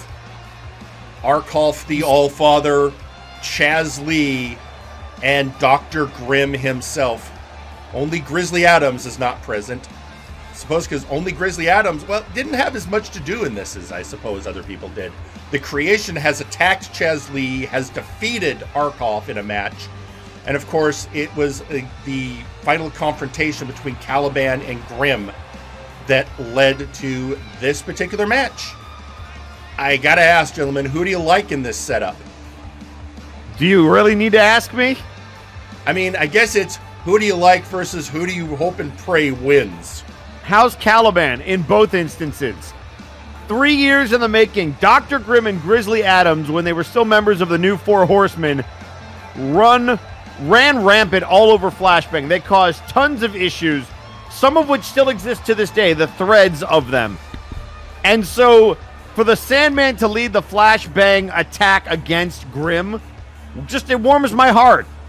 And I believe in justice, and I believe Sandman and House Caliban are going to deal some out here to Warzone. Besides, when Warzone and Flashbang square off, I hate to say it, even the C101 was won by a Flashbang guy. I mean, in a technical... I think you're a little misty-eyed, Generickson. The Murder Cave are just inevitable. There's no stopping them. You can't...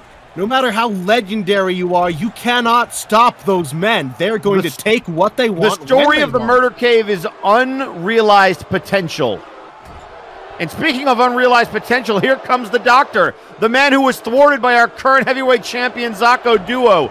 All those grand plans, whether it was the clowns or destroying the multiverse, all of it was undone by Zako Duo, who was built by that man, Chaz Lee.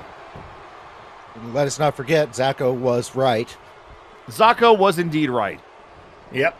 Oh, and Sandman flipping over Grim. Oh, but... Well, and this is what I wanted to see, Sandman versus Grim. The meddlings of lesser minds in these whole things, that's besides the point. The in-ring skill of all of these competitors is undeniable. You know, right there, now you're seeing the tag team expertise of Sandman cutting off the ring. Trying to decide how he wants to handle this. And he's tag made to Thunderbolt. Quick tags already by both teams. And going after the leg. You see Thunderbolt and Sandman in the matching outfits for this pay-per-view. I think it's worth mentioning, Dr. Grimm, when the Empire of Terror had captured the Creation, took the Creation's brain out of his body and replaced it with the brain of the Beast High Rolled. And put Tomasian Graves' brain in the body of the Beast High Rolled. A lot's gone down. Also, when XR Kun and Grimm had Pick Your Poison matches, XR Kun picked the Creation to face Grimm. And if I remind you, the Creation won that match. He sure did. The Creation wins a lot of matches.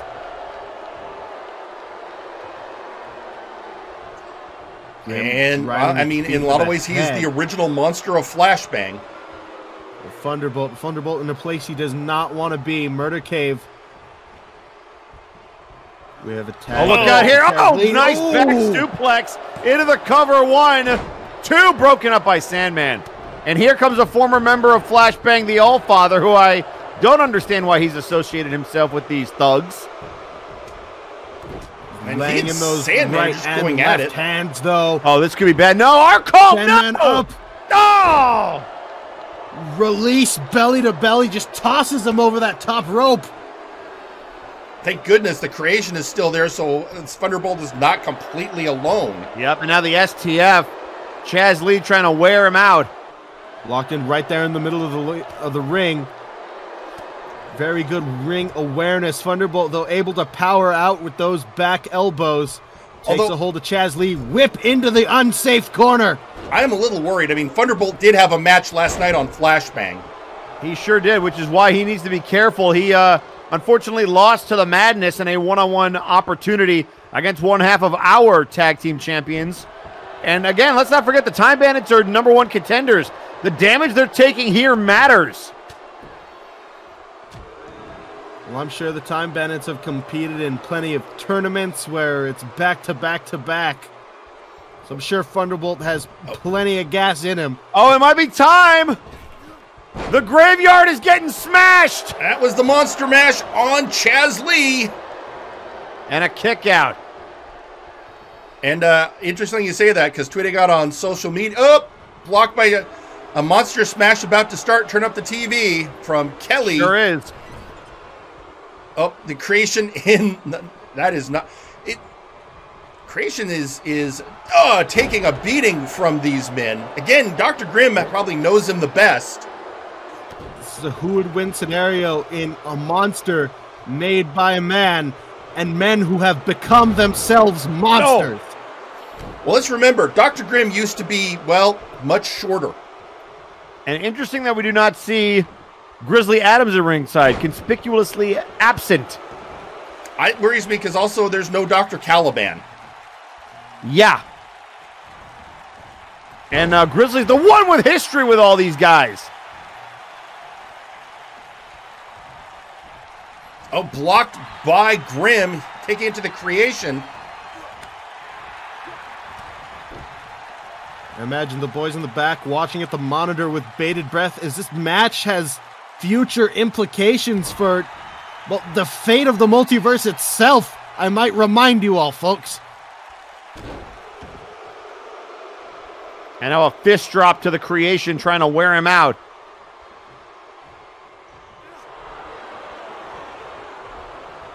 And now going after his head, trying to crush the skull. This seems strange. The Creation doesn't seem as aggressive as he normally is.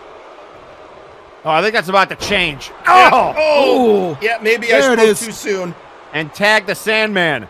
Well, aggressive. He wrenches on the neck, stretching it over his back. That's gotta hurt Grim. And yeah, I was going to say aggressive. Well, there's one person who's going to be aggressive. It's this man, the Sandman. Working on the arms there of Dr. Grim. Again, keeping him in that corner. Grim getting away. Slipping under that bottom rope. Just dancing around the Creation while just manhandling the Sandman. Oh, clapping his ears. Clothesline.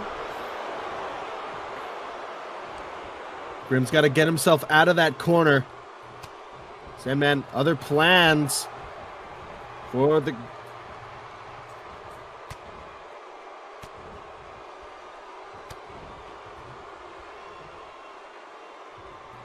Driving those elbows in. Oh, and a big clothesline. Down goes Grim. Grim responding. Some kicks to the back of the leg, trying to shut down some of that mobility. Oh, no. Oh, there it is, the claw. Sandman able to push it off.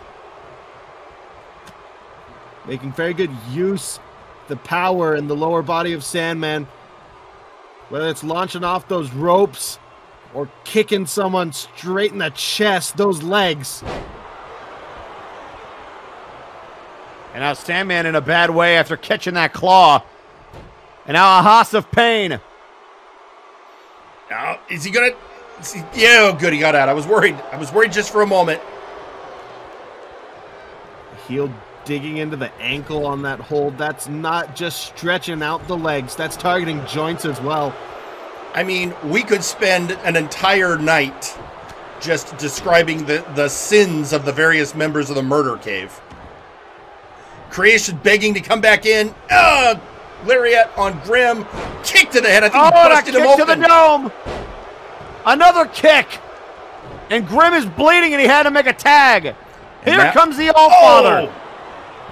The fresh man. Drops down European uppercut to the stomach. Second one misses. He's brought into the corner by Creation. Big chop there. Now just lying in that drop kick. So 3 weeks ago, the Creation tapped out the Allfather. Now, given the Allfather thought he was going to face Jaunt Tristram. He was not prepared to face a monster of this caliber. And another monster mash delivered, this time on Arkolf. Out on his feet, it seems, is the Allfather. Big chop. And another drop kick to the head.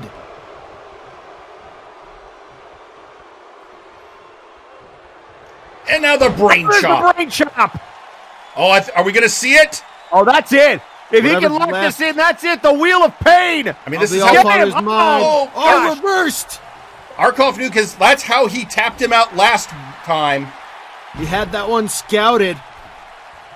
I mean, you can count on one hand the people that have gotten out of the Wheel of Pain. I mean, he didn't get out of it so much as he reversed it. He didn't get in it. Well, and there it is. The Allfather with the camel clutch. And the Creation backs out. He gets out of it. Now that's something you don't see very often.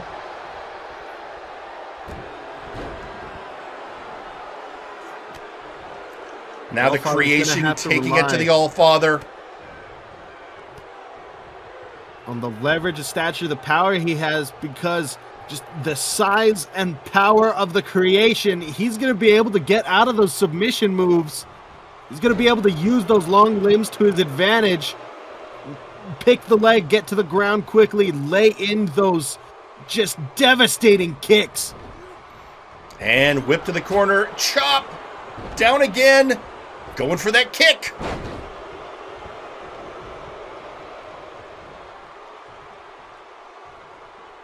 And now, again into the corner. Oh, Arkoff counters. Yeah, big boot right to the face. Referee's being distracted by back. Dr. Grimm.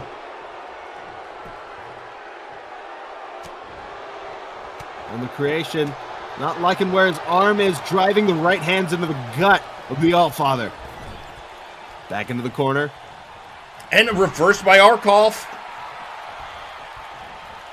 Oh, now in the wrong part of town. Creation in the Cave's territory, able to get himself out. No! Quick tag to Chaz Lee. Or maybe not. I thought it was a quick tag. I don't think a tag was quite made. Stomp to the face and back. Just driving the heel of that boot into the bones, into the muscle of Creation. Now the Allfather. I mean, one of the few people you could see taking on the Creation, but still. Oh, I think he's busted him open. Lou Thesz Press busts open one of the stitches. What is he setting up for it again? He is. is. He's setting up for it again after weakening the head. And look at him right in front of the Time Bandits. Trying to stretch him out and tap him out in front of his family. And he does it. Disrespect. And your winners, the Murder Cave. Damn it! What does this mean for the multiverse, Jerry? All we know for sure is Grimm has something and he gets to keep it. And House Caliban is banished from Warzone. None of them, and that means not the three we saw, not Dr. Caliban, not Dragoon, not Donkey Kang. They are all have to stay away from Warzone and anything to do with the Murder Cave. That I'm worried. And tweeting out on social media, Injustice Jake, I've confronted 3 members of the Murder Cave in another life. It took their combined might to put me down. Whatever device Grimm may have, I don't fear its power. The last of them has yet to see the depths of my vengeance. But for the sake of professionality, I'll table personal issues for the time being. Yeah, it's not, I don't know what to think. You know what? We're just going to have to hope for the best. Maybe Dr. Caliban was wrong. I mean, I don't know a time that's ever happened, but maybe. All right, well, gentlemen. Only time will tell on that one. Eric, how are you feeling? I need a minute. It's fair. Well, while you're taking that minute, we have, ladies and gentlemen, we have 2 matches left. And they are both for the most prestigious titles on Warzone. So, I don't even feel it's time to go. We're heading down to ringside right now for our next matchup.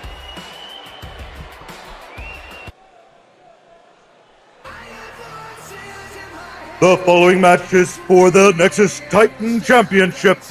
Introducing first, it's gotta be Kane. And here he is, the apprentice of XR Kun. And I'm sure he was watching that last match closely because Kane, the thing that drives him is he one day wants to get his vengeance on Dr. Grimm. But for now, he is learning to focus to be a much deadlier combatant under the tutelage of the Sith Lord. And a lot of people forget this, but Kane was one of the 4 men on Flashbang that stood against the new 4 Horsemen, including Dr. Grimm and Grizzly Adams, along with Wily and Doom. Remember Doom? I love Doom. I will always remember Doom. I've had many, many lovely conversations with them back when I hosted Firing Light. Yeah, hi, Macabre. The man of 8,602 moves, an oddly specific number. Also odd that he's never moved up to like 8,603 in like 5 years. I think he just swaps them out, to be honest. Ah, fair enough. What do you think this is, a video game? You don't just swap out moves. I mean, They're all at your disposal. You know, you gotta, gotta keep focus on things. Yeah, he just optimizes his move list for his opponent. Yeah, I'd like to think I'm a min-maxed person. And introducing their opponent, they are the Nexus Titan Champion.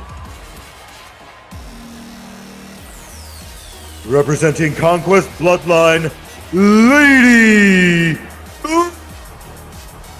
There she is, the main event mistress, the Lady of Conquest, and your Nexus Titan Champion, the Lady Boots. So with her coming to ring, she has held that belt since Apocalypse. She participated in the C101. She has solidified her position as one of the top wrestlers in our company.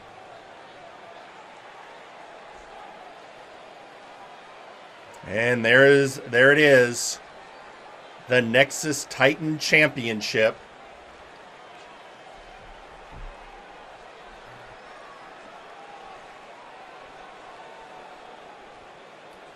Two competitors who have proven themselves time and time again. Indeed, here they are.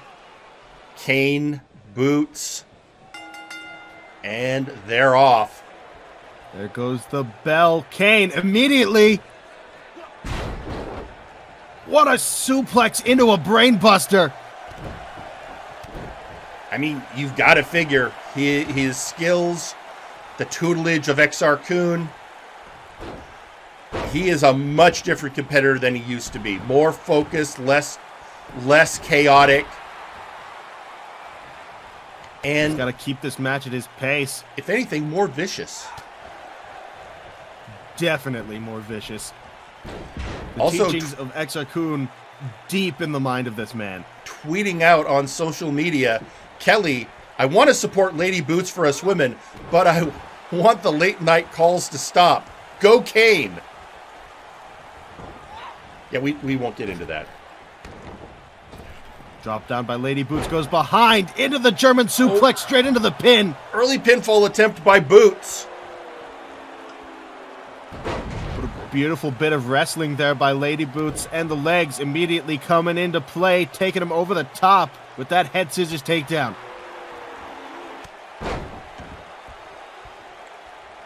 Now we've got Kane not deterred.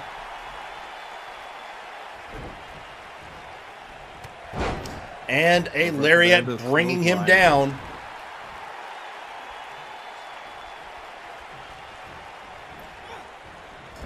Lady Boots whips Kane into the corner, brings that knee up. And, oh! Swings over the top, brings the leg over the back of Kane's head, dropping down. I mean, that never feels good on the neck. Speaking of the neck, now wrenching at it. She has a clear target, it seems, today, Jerry.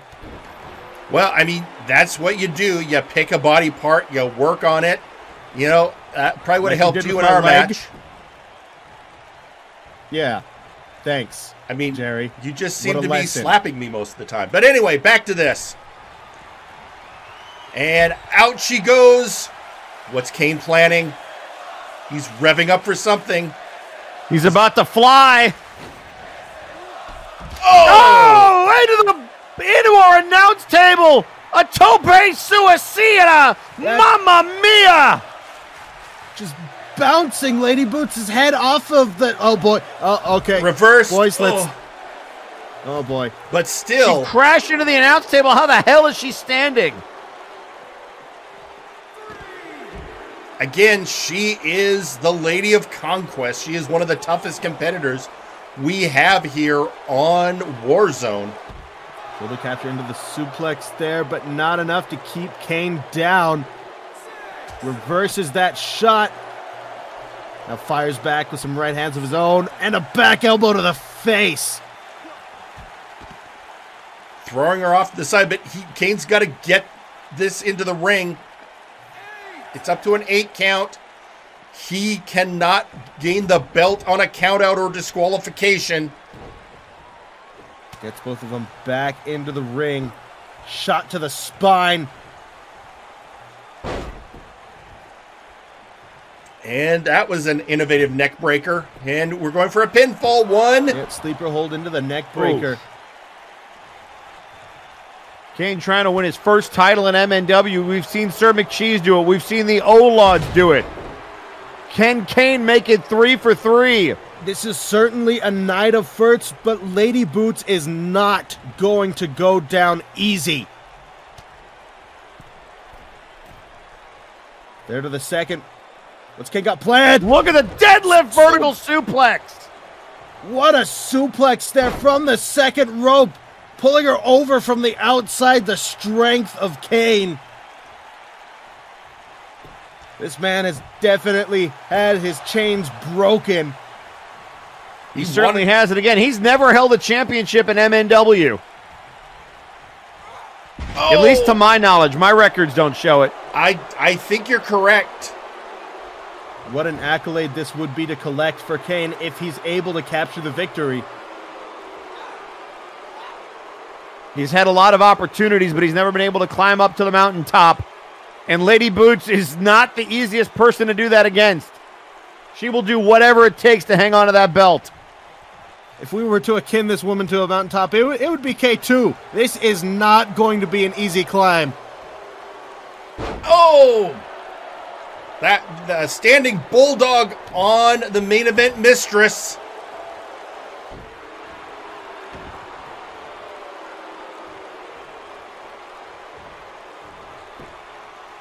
Return of the favor, working on that head and neck. Oh, European uppercut and spinning into that kick, but it misses.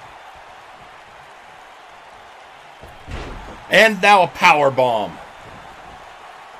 Yanking those legs up into the power bomb. At this point, I think Kane is just sizing it up, trying to figure out what he's going to do next. Kane, oh, right to the back. Kane has been methodical. And I think that's the way to go. You got to stay calm and poised. Feel out the match. The way the momentum shifts. And that was big always leg drop. Kane's weakness, but XR Kun has excised it.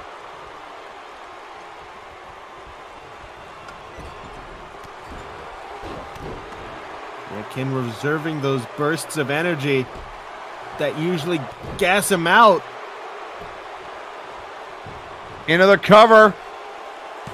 1 and a kick out at 1. Definitely not enough. Oh Lady boy. Boots saying it might be time for the knee. That Kane, oh, dragon screw takedown. Dragon screw to the leg. If there was ever a body part you want to shut down on Lady Boots, it would be those legs. And this is why we're about to see the stylo. Oh, here it comes, Eric. Oh, stylo dome. Actually, I believe that was what she calls the Clint Eastwood. Stylo is a slightly different kick. She gets very specific. 2. Oh, he kicked out, though. Like a sniper she is with those kicks. Oh, no, but I think you might get to see the stylo now. Oh, yeah, here it comes. Oh, and Kane dodged. The athleticism of Kane cannot go understated here. She is pushing that boot in his face, telling him to kiss it. And he said no. Abdominal strength. Formidable to say the least. Kane getting in position here. What? Oh! What a quick go behind by Lady Boots. Snapped into that German. And now into the cover. And a 2 count.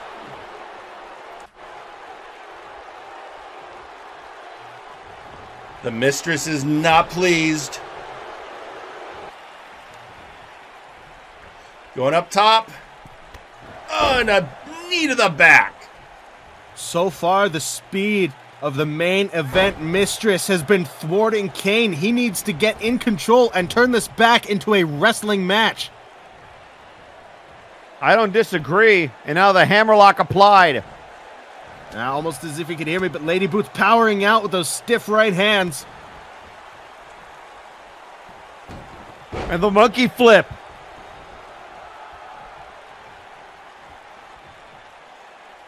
Kane once again sizing her up.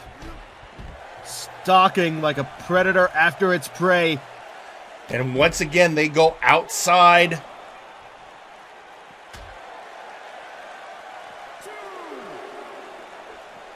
Eric, I think you can agree this is not the Kane of old. No, it is a very different Kane. It is an unchained Kane. It is a focused Kane. Oh! Ow!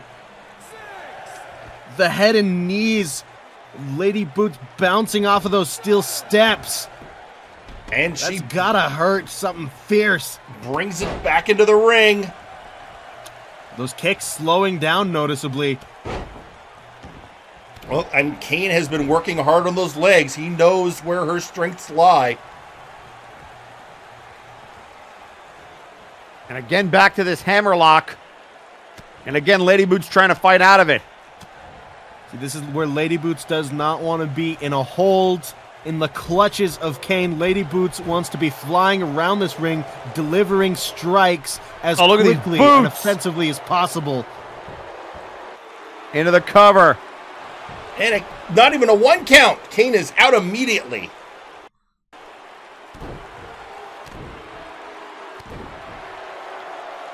I guess putting the boots to him. As Lady Boots is often seen doing, putting the boots to her competitors. Drop down. Kane backs away from it and is able to catch Lady Boots. Scoop and a slam. Power slam. And now we're seeing some of that fire. Well, Kane knew it was time to switch gears. He knows when to pull that lever, no. He knows when to flick that switch thanks to Exar-kun.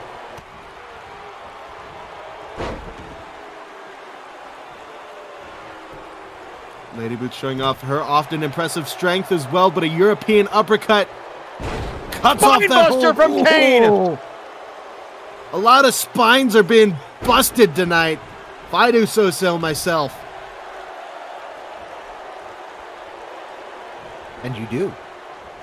I did. Lady Boots into the corner, raising that knee up to the chest. Now wash in the face.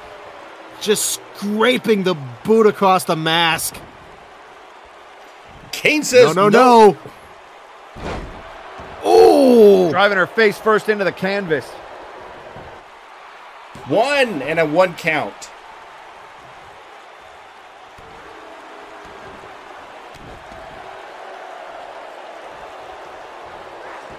There ain't no padding here, folks. Ain't no gimmicks. It's just a canvas match strapped over that solid ring structure. If your face gets driven into that, it's gonna hurt. Your nose is gonna get busted up. It's gonna suck. If I do say so myself. Because it did. So you're remembering more of knee that. Contact. That's good. Again, what's good for the goose is good for the gander. He is working over his legs now. This is quickly becoming a war of attrition.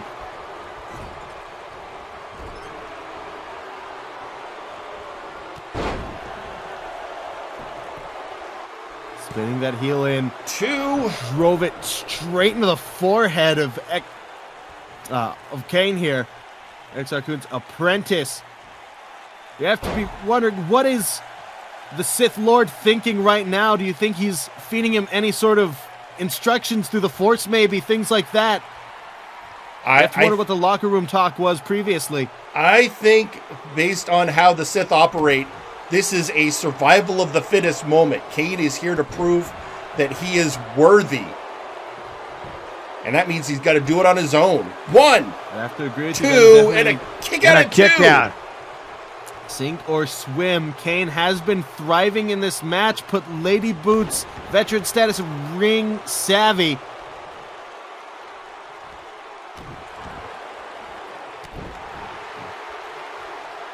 And now continuing to rock Kane with these boots.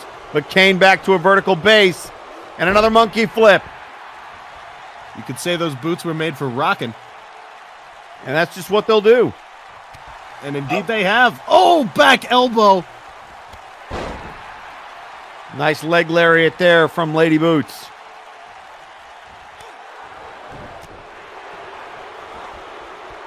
Oh, rake of the eyes. And a monkey flip.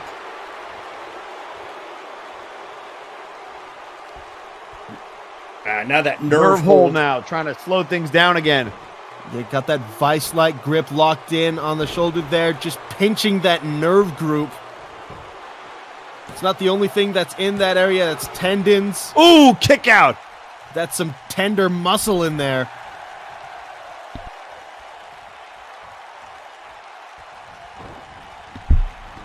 Whip into the other corner and driving the knee into the gut of Lady Boots. And outside again. Sent to the outside with a quick lariat. This is your penultimate match of the night, folks. That is true. Right after this will be the main event. Which I'm sure the main event mistress is maybe slightly miffed that she wasn't the main event. Maybe somebody told her it was a co-main event. It's true. I mean, it's upper card. Absolutely. If ever a match deserved main event status, though, it is this one. These two have been beating the absolute crap out of each other. No, Kane's got to break the count. Yep. He reset that count there, rolling back in. Dragon screw! A count out, he does not win the belt. Champion's advantage. Lady Boots showing off the athleticism here. Boots is kicking it up a gear. She's getting frustrated with Kane's refusal to die.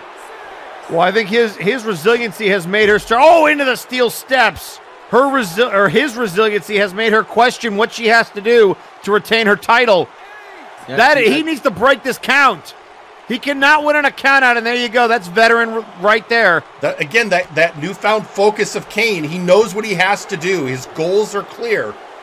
And if he's going to win that belt, he has to make it work for his advantage. Well, he's got to do it inside the ring. A count out is a champion's advantage. The belt cannot change hands on a DQ or a count out. And Lady Boots doesn't seem to care how she keeps her belt. We've seen that.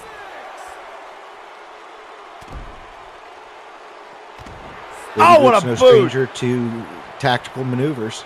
She is back in the ring. It takes.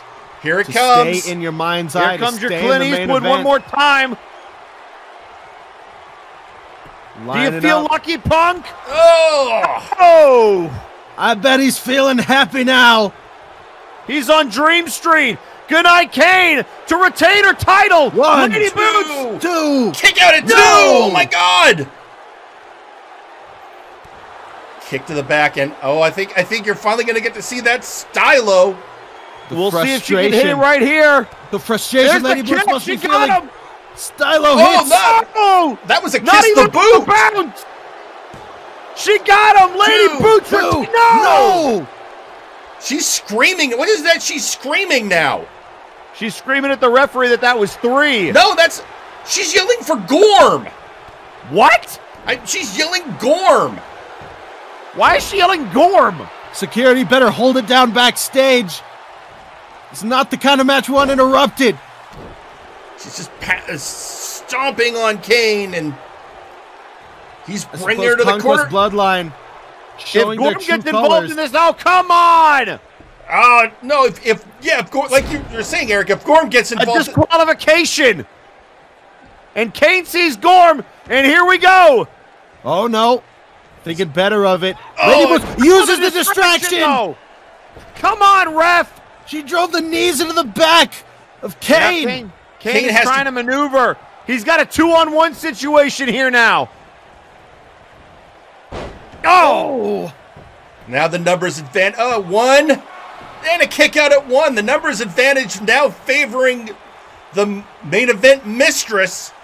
Kane needs to do This is some wrestling ridiculous. math Wait, what the here. hell? What is Gorm looking? Oh! That's Mega Blitz! Mega Blitz! Mega Blitz, who recently was having issues with members of the Bloodline, he's coming out to even the odds. Mega Blitz taking it to Gorm! Gorm is the being Sentai removed. Hero is here! Removed as a factor from this match. There we go, evening it out, getting Gorm out of the picture so Kane can refocus, and spear! Oh, there it is! Spear! The 309 hits her. Oh, is this it? Set him up for the Kano! If he hits this, we can have a new champion! Kano, there it is! Kano connects! One, two, yes! 3! It's Kane! It's Kane! It's Kane! Your winner and new Nexus Titan Champion, Kane!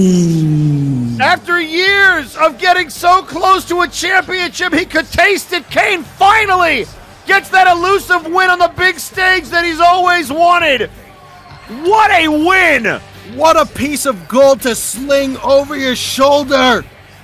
Ladies and gentlemen, Kane has done it. His first title ever here on Future Shock. Folks, we're 3 for 3. If that isn't an omen for the main event tonight, I don't know what is. It is. You're not wrong. We have one match left, and it's for all the marbles. Really quick, tweeting out on social media. First off, from Flashbang, Lady Kathjina. If Dr. Victor Grimm blows up the multiverse again, I'm going to be most displeased. I don't want to have to take most of the Flashbang roster into the Feywilds. Well, things reform again. I'll do it, but I shall be most cross. So, Lady Kathjina telling Grimm, knock it off. And then you have Kelly tweeting out after that victory, finally, the calls will stop. It will finally stop. Thank you, Kane. Well, folks, it's been a crazy show, but for as exciting and back and forth as that match was, that was still not your main event. It is time, folks. We have been waiting for this moment for so long, since the end of the C101. And with that, no time to waste. Let's take it down to ringside.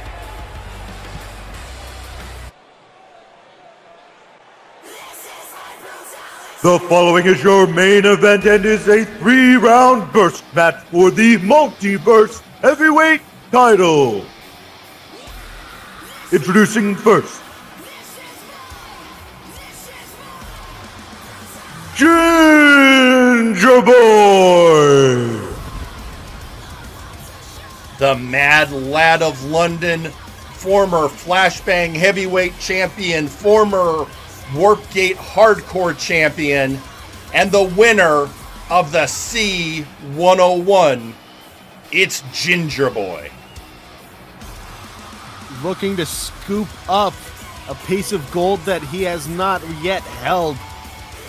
He would be the first man to hold the top belt on both shows should he succeed. And this match, he won the right to choose the stipulation. But now, ladies and gentlemen, a moment of silence. And introducing their opponent.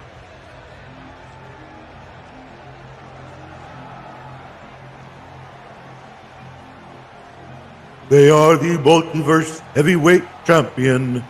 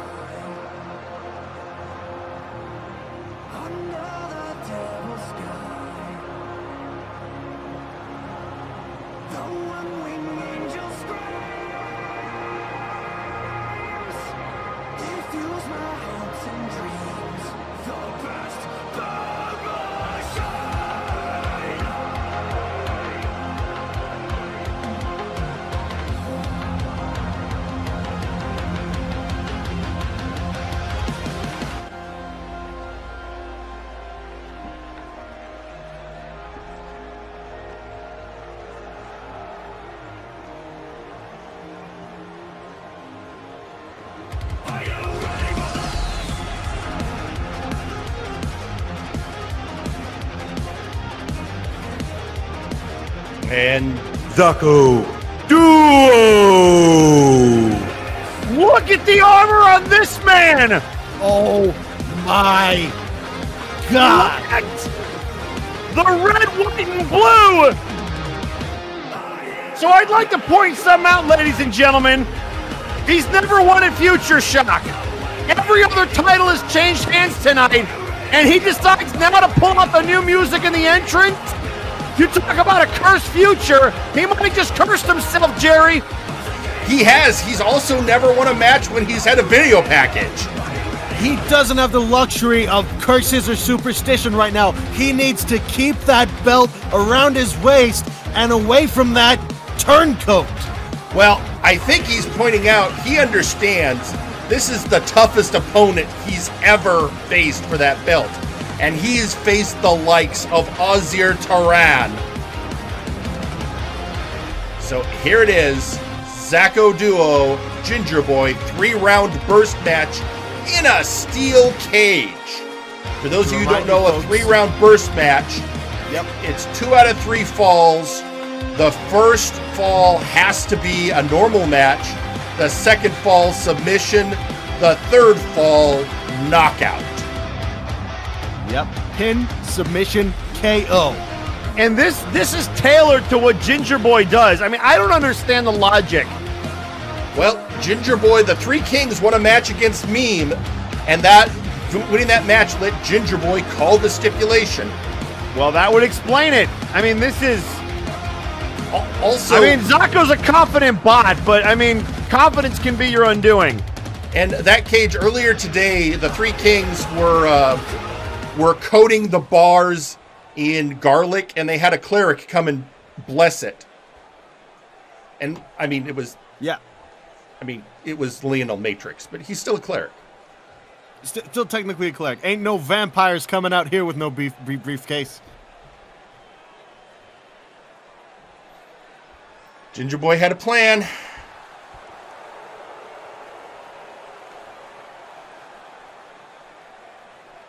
Again, a former heavyweight champion on Flashbang, the inaugural World Heavyweight Champion. That is a great point. And he his loss list, remember, he got hit in the back of the head. And never got a rematch for that championship after Nero Napier stole it at Multivania. But here he is. Since last Multivania, he has been your heavyweight champion, the ace of MNW, Zacko Duo. And there it is, folks. The most prestigious belt in all of professional wrestling right there.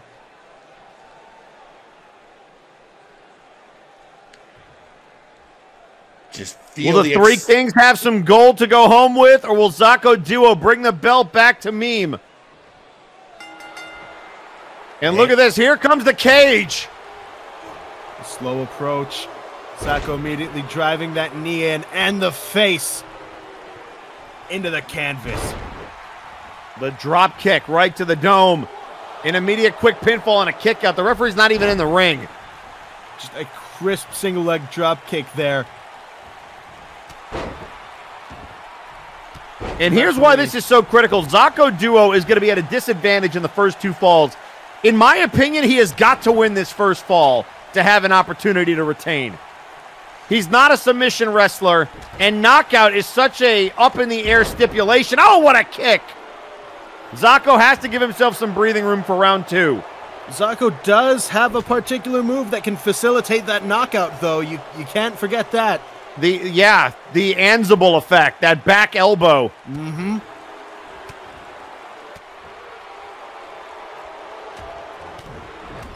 And you know somewhere the Bell Bros and the rest of Meme are watching this match with great anticipation.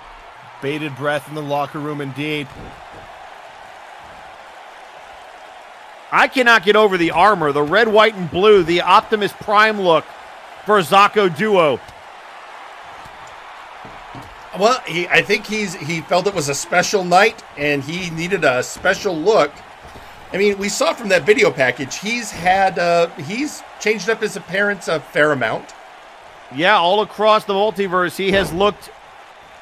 Well, he's sported all different kinds of looks, but nothing quite like this. I will agree. This is rather unique. Also, really quick, tweeting out on social media is R. Sawyer, go Robro. You talk about two guys that have been each other's side since day one. The Robros with an unbreakable bond. Now, do you think the recent divide between them with Sawyer being forced into a job with HR, do you think that's caused any sort of mental defect or any sort of loss of morale here for Zacho Duo? I mean, no, I think honestly, best friends need time apart, so I think Zacho's probably happy for his Robro. I mean, we heard them have a conversation about it, and they seem to have found some peace as that goes. So, yeah, I think Zacho is focused. He knows what he has to do, deal with Ginger Boy. Also, I hate Ginger Boy knows what he has to do. I hate to bring this up, Eric, but Kelly is tweeting out to you, Eric, that not Transformer, do your homework. She's challenging your knowledge of Transformers, Eric. Well, look, isn't Optimus Prime is the blue and red one, right? See, from my understanding, going through some notes as quick as I can here, this appears to be reference to the United Colonies. I believe he says this is reference to the RX-78. What the hell is an RX-748? The RX-78. It's a model number. Just a certain kind of robot. Is that like a different kind of Transformer? Sure. Huh. You know, that must be Soundscream. I'm sorry. That must be Soundscream. I apologize. Meanwhile, is he the back one in with the the ring, speakers? we have Ginger Boy getting blows rained down his head. And he's about to catch this Uranagi. Uranagi hits there. Now Zacho wrenching Ginger Boy to his feet. Off the ropes, rolled under, rising knee strike. Like you This said, is not Eric. the time for a KO, though. Yeah, I mean, Zacho needs to get this first fall because that second fall is absolutely going to favor Ginger Boy. Yep, and then again, in that third fall, it's anybody goes. Or anything goes, rather. Also tweeting out on social media is apparently Samjek's just going tick-tock. But again, the choice of that cage is specifically designed to keep Samjeks out. I mean, why? Can he not climb? It's covered in Besides, garbage. I'm pretty sure he can't get in the cage unless he's invited in. That's another good point. Plus, again, that blessing from Lionel Matrix. And now the left hands of Ginger Boy. And a stomp to the gut. And a kick out.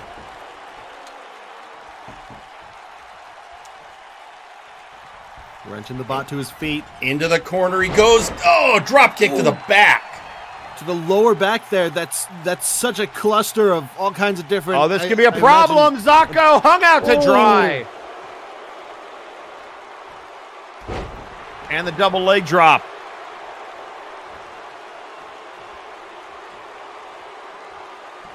This first fall is critical, as we've talked about, for building momentum. And right now, the momentum in the favor of the challenger. If you notice, Ginger Boy targeting the abdomen, just the whole body, the powerhouse itself of whatever's running Zacho Duo. Now he's just calling for him to stand up. For that pin knock right Flip there. over. Yeah, arm drag. That shoulder throw.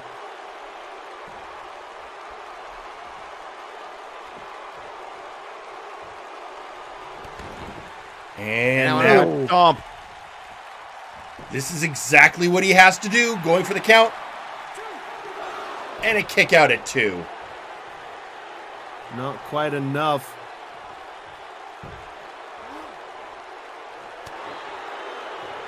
Now wrenching that head, pulling him over. Good stiff forearm strike to the side of Ginger Boy's head. Oh no! Bouncing him off the cage, busting him open. No, he made him bleed. Ginger Boy is a practitioner of Blood Doken, the art of increasing power and rage from blood loss. And it shows itself here, driving the knee, the joint of Zacho Duo into the canvas.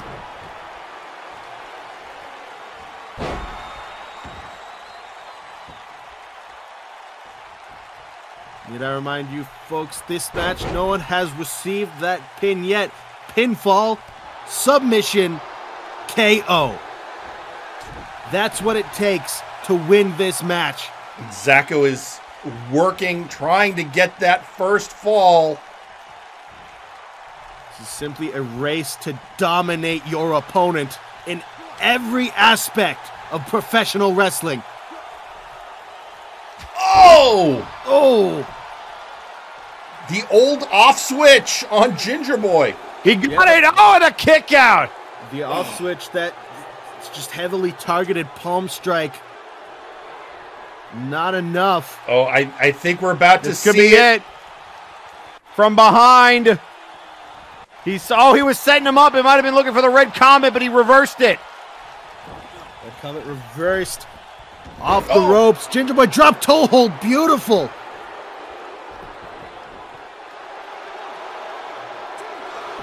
Kick out and a kick out again. At 2. Yep, successful 2 count there. Wearing down the bot.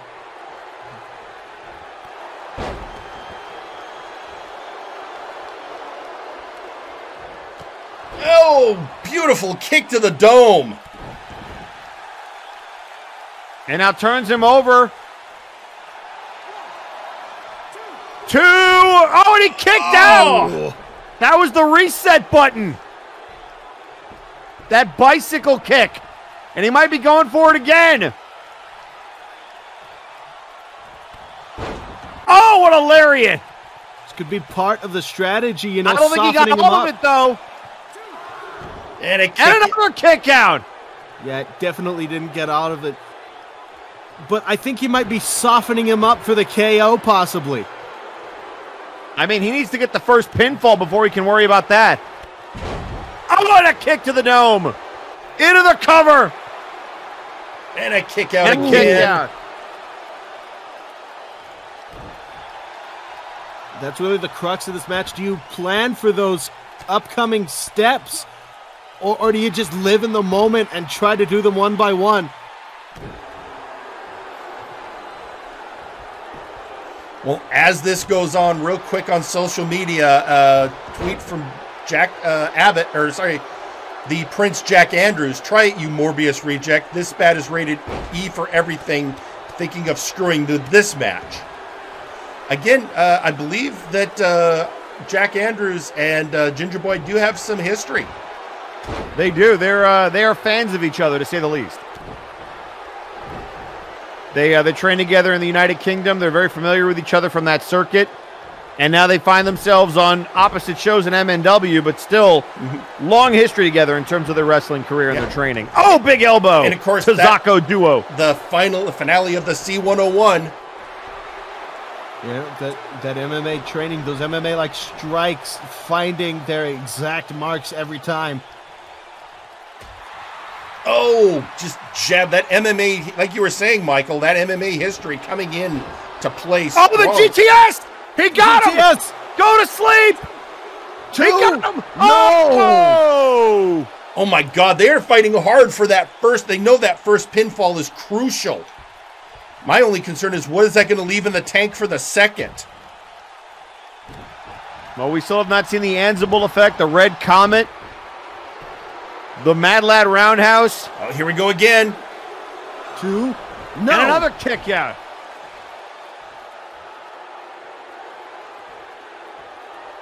Ginger Boy getting himself into the mindset he needs to be in. And into the corner goes the Mad Lad, and down. Into the cover. Full cover. Oh, a kick out at 2. Both of these individuals have to be asking, what is it going to take? Oh. Looking for the neck breaker, and he gets it. They're just dropping down, snapping the neck upwards of Zacko Duo, but not enough.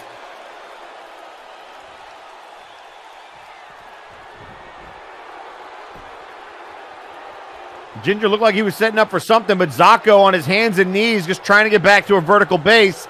Oh, and I just talked about it. The Mad Lad Roundhouse. This would be a tremendous upset for the first fall. 2. Oh, he got him! He got the first fall!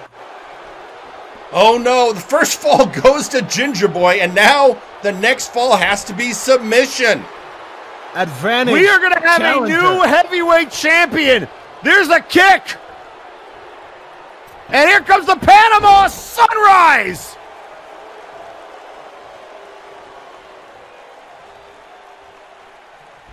As he likes to say, flashbang forever. Can you tell I'm excited? Yeah, I can tell you're excited, Eric. I'm worried. You should be. The Mad Lad with a big lariat. Now let's remember, Ginger Boy said if he wins this belt, he then wants to come over and take the other belt off of Victor Vicious and unify them. I mean, good luck. Oh, Jawbreaker and although Victor Vicious versus Ginger Boy at Multivania would be interesting, but he's got to go through Spike on Flashbang first. Ginger Boy has shown his loathing and still seems to be a bit bitter about even being on Warzone in the first place. And now he wants to steal the biggest prize and take it over to no offense, Eric, but the B show. What did you call us? Don't no, because they're gonna no. You're. Hey, Michael, as someone who's just had their first wrestling match, I'd probably recommend against anything that could lead to any future wrestling matches. Listen, Michael doesn't want to go back in that ring. No, because I know the person who wants to challenge you less is another man named Michael. Well, man might be a stretch. Yeah, that's true. I could give Mr. Macabre a call if you'd like. No, Mr. you know Montoya. what? That's fine. No, you know what? Take the belt then. I don't care. Never mind. I take it back. All right, and Dragon Screw takedown on Ginger Boy. Zacko not giving up. He's trying to hang in there. Unsteady on his feet is the challenger, or is the champion. And now we turn our attention to the submissions. There's the London Dungeon. Oh, look here, Anaconda Vice. This could be kicking him in the head. The abdominal strength, not enough. The knees to the back of the head. So, Michael, a lot of social media blowing up on that comment, but I'm going to hold it till after the match to not interfere, because this isn't about you. This is about Ginger Boy and Zacko duo. This is about the possible changing of the world title. This is about the results of a tournament that was long and hard fought by the challenger here, Ginger Boy. Have we really stressed what he has gone through to get to this point? I mean, it was a long, arduous climb. You're right, for him to reach the main event status. He was a main eventer on Flashbang, came onto Warzone, and then had to reestablish his bona fides. And right now, Rock and Zacko in the corner. Oh! And again. Leaking some oil.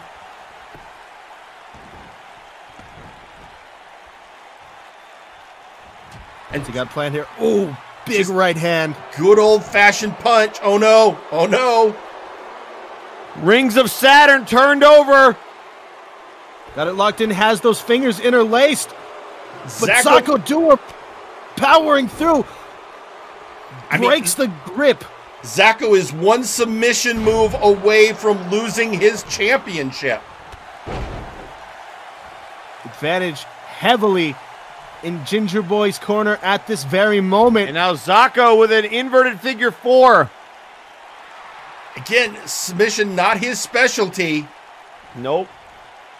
He might have just put the figure 4 on wrong and then realized he had to flip it over. I mean, he could have asked me. I gave a great demonstration earlier tonight. Do you think Zacko is ever going to ask for advice? From R. Sawyer, maybe. Yeah, but that's why his fashion sense is so bad. You know what? You saw what I came out with. I have no place to judge. And you tell me that's vintage. That's different. That's vintage. LaBelle Lock! Oh, this could be it! Zacko!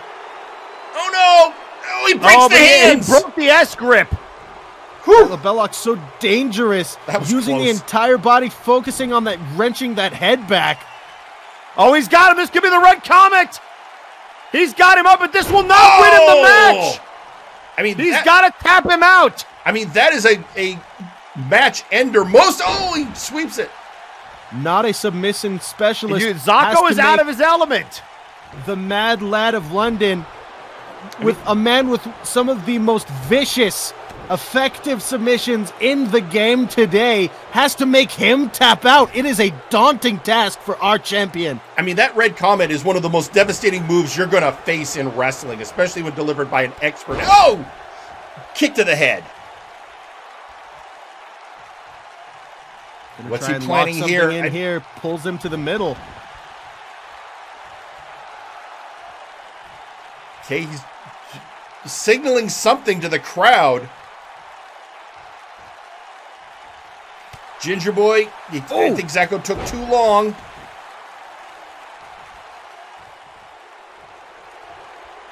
And jawbreaker. Another kick. He has to get a submission in here. He's got to do something, that's for sure. He cannot lose the title this way. Well, he can, and that's the problem. The inverse of that, though, if Zocco could somehow steal this fall, though, all the momentum will swing back the other way because it will have been a huge upset, and Ginger Boy will be fingertips away from losing his opportunity after he has a golden one here. Look at Lion Tamer! What? A Lion Tamer! He's got out the of nowhere! Driven in the Ginger smaller Boy neck. taps! He tapped! No! That was not a tap! That was a tap! I heard the bell! He was trying to go for the ropes! The ref called for the bell. I heard it. Come on, ref! Ginger Boy on the other side facing away from the camera did indeed tap. At this point, and we are now in the third phase. We've gone to the third burst. It's a knockout match now. Well, he's still got to knock out Ginger Boy. Good luck with that. Demoralized the Flashbang original. Out. Just take his power core and stomp on it until it stops working. What an elbow. It's time for that Ansible effect now. He's got to get that back elbow in on Ginger Boy and knock him to this mat.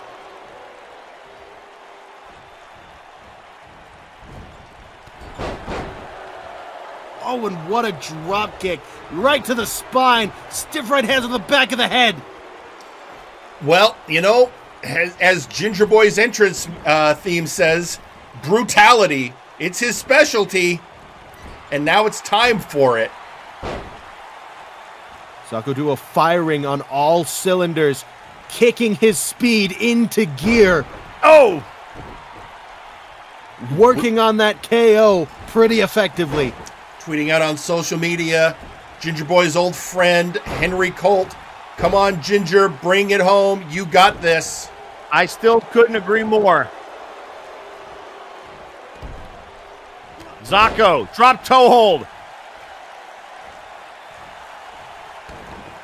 Rake of the eyes. Sends him over, but the leg pick there from Ginger Boy. A clinic in brutality, a clinic in violence, and a clinic in professional wrestling, folks. What a match! Oh, what a splash! Things are even back up. This is just a race to knock your opponent unconscious. And out. Oh, the springboard moonsault!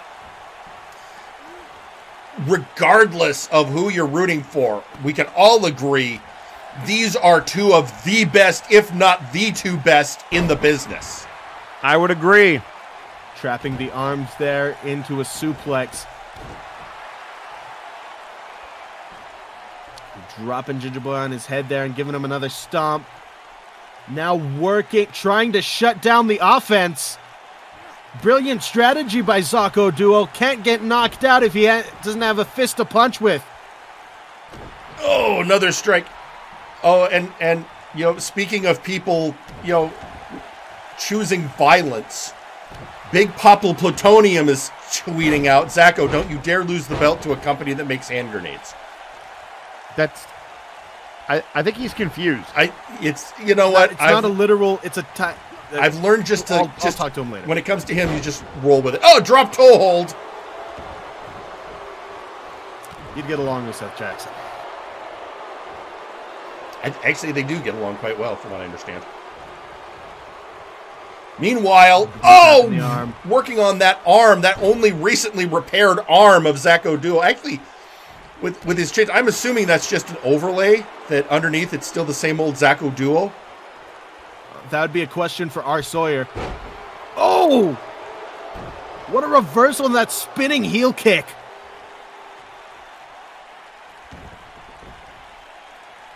They nailed Ginger Boy right in the back of the head. What's he got? Leg DDT by Zacho. That's going to hurt the knee. That's going to hurt the ankle. And here we go. Oh, punch to the gut. Maybe working too much on slowing down Ginger Boy, not hitting him in the head enough. Well, in the end, this at this point, it's you just have to get the KO. But that's not an easy thing to get. These are hardened competitors. They are two people used to taking so much abuse. Running knee. Knocking them out is going to be a task. Again, one of these men is not human. Rip out his power cord, Gingy. I'll be honest, I think Ginger Boy didn't expect it to go to the third round. Well, that's what I'm saying, is once he lost that submission round, anything can happen in this round. You can hit the turnbuckle wrong and knock yourself out. What a move that Lion Tamer was. Into the cage! Oh. I was going to say, it's true. I saw Rocco Brunelli do that once. Oh, just the guy you find flurry of blows. Rival. Yeah. Just stomping on the legs, doling out punishment to the body of Zacho Duo.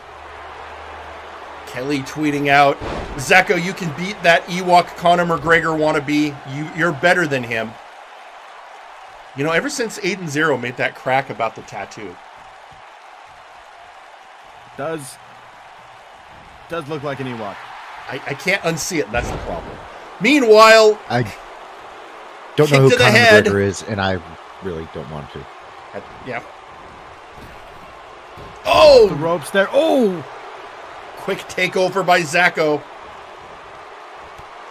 Locked up there for a moment, and big boot right to the face. Never knew a name could sound punchable. It's a fair point. Dropping that elbow. And dropping him down. Notice how Zacho Duo has just been at every opportunity trying to just shove Ginger Boy's forehead down into the ground. And now looking for a curb stomp. There it is again! Driving that forehead into the mat. And he keeps looking over at the referee, waiting for him to call it, but he has not yet. And trying once more to shut down that offense, increase his chances of withstanding any knockout moves that Ginger Boy tries to throw at him. Well, oh, here we go. Speaking of knockout moves. Oh!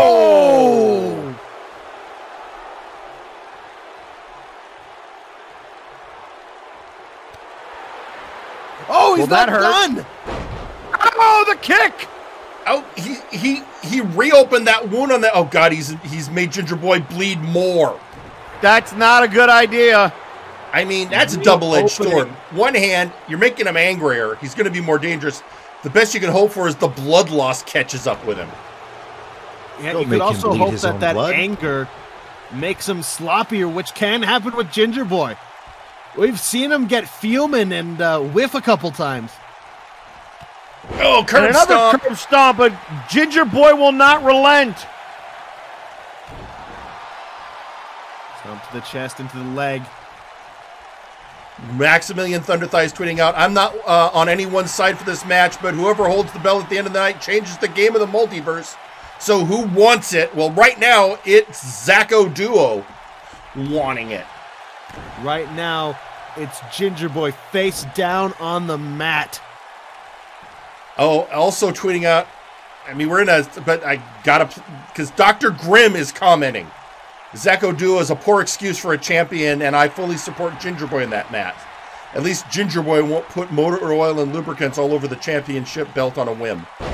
You know, nothing makes you question your rooting prowess and your choices more than Dr. Grimm agreeing with you. Yeah, Generic Sin, do you like Dr. Grimm and his alibis? Huh? You support that man, I guess? Oh, no. Pounding the head of Zach Ginger Boy, working over. Ginger Boy turning the tides. Got that triangle locked in again, driving the elbows in again. Want to point out this match is quickly approaching the 30-minute mark. One of the longest, one of the longer matches we have seen in the multiverse. Oh, the mushroom stomp. And Zacho, knowing he's still seeing Ginger Boy moving, he's got to do more damage. Look at the blood now, the crimson mask that Ginger's sporting. You can only imagine what internal injuries Zacho Duo has suffered from just the brutality that the Mad Lad himself has put on Zacho.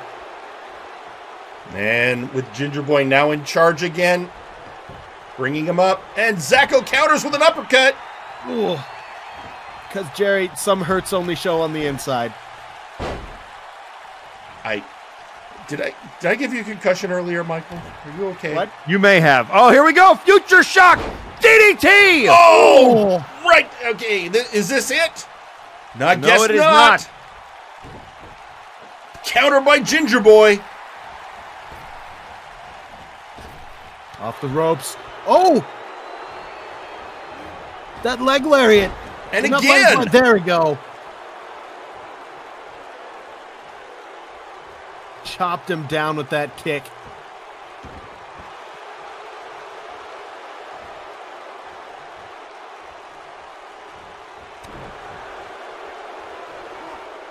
I think perhaps in that moment, that was a red comet.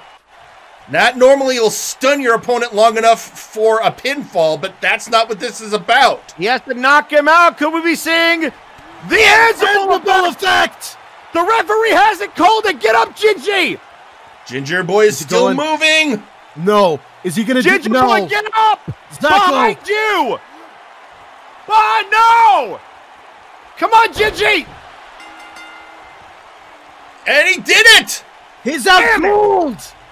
Your winner, and still Multiverse Heavyweight Champion, Zacho Duo. The belt remains on Saturday night. There we go. Zacho Duo, against all odds, retains his belt, the only champion coming into Future Shock, walking out as still a champion. It's been a hell of a night, folks. Congratulations to Zacho Duo. Congratulations to Meme, who are probably going to be partying hard tonight. Oh, yeah, I am sure the Energon is going to flow like wine at the workshop. Oh, and I'm sure Zacho or Sawyer or somebody is going to have some choice words for Ginger Boy next time we're on the air. So with that, folks, I've been holding on to a lot of social media tweets because they weren't directly about the match. So let's just get to those real fast. I'm just going to run through these because we're just about out of time. Kelly to Eric, he's red, white, and blue. When did Optimus Prime have white? My mistake. That was probably Starwave. Right. Kelly also to Michael. Mike is an ass, but sometimes he is not wrong. Thank you. And then tweeting out, Kathleen, you know, Michael, I have a lot of gold to hire mercs. That was, you remember when you made your little funny? Yeah. To the Madness Ginger Boy, when are we having our rematch? And then we have Michael Macabre tweeting out, you don't have to call very loudly, Eric. I'd gladly shut the man up rather swiftly. It'd take as long as Froggy's mom, if not faster. That was a rather brutal match last night, by the way. Yeah, that was uncalled for. Talked about our kid. And then we have Lady Kathleen, Ginger Boy, take the belt and come home to Flashbang. We need another shiny belt. Well, it is not to be. Then tweeting out, it is home empty-handed. Big Papa Plutonium. Take that, Grenade Company. Again, I'll talk to him. And we have Kelly after party at the pub. And then finally, well, we have we have Gore Wheel tweeting out, "Good work, Robot. You did good." And then I guess he just got back. They just woke him up. Ginger Boy tweeting out, "Mate knocked me out then? Heh, all right, you won, Zacho. Guess some of you Warzone lot ain't half bad at what you do." All right, well, folks, it has been an exciting night. I got a question for you, though, Eric Generiksen. I might have an answer for you. When is the next breakdown?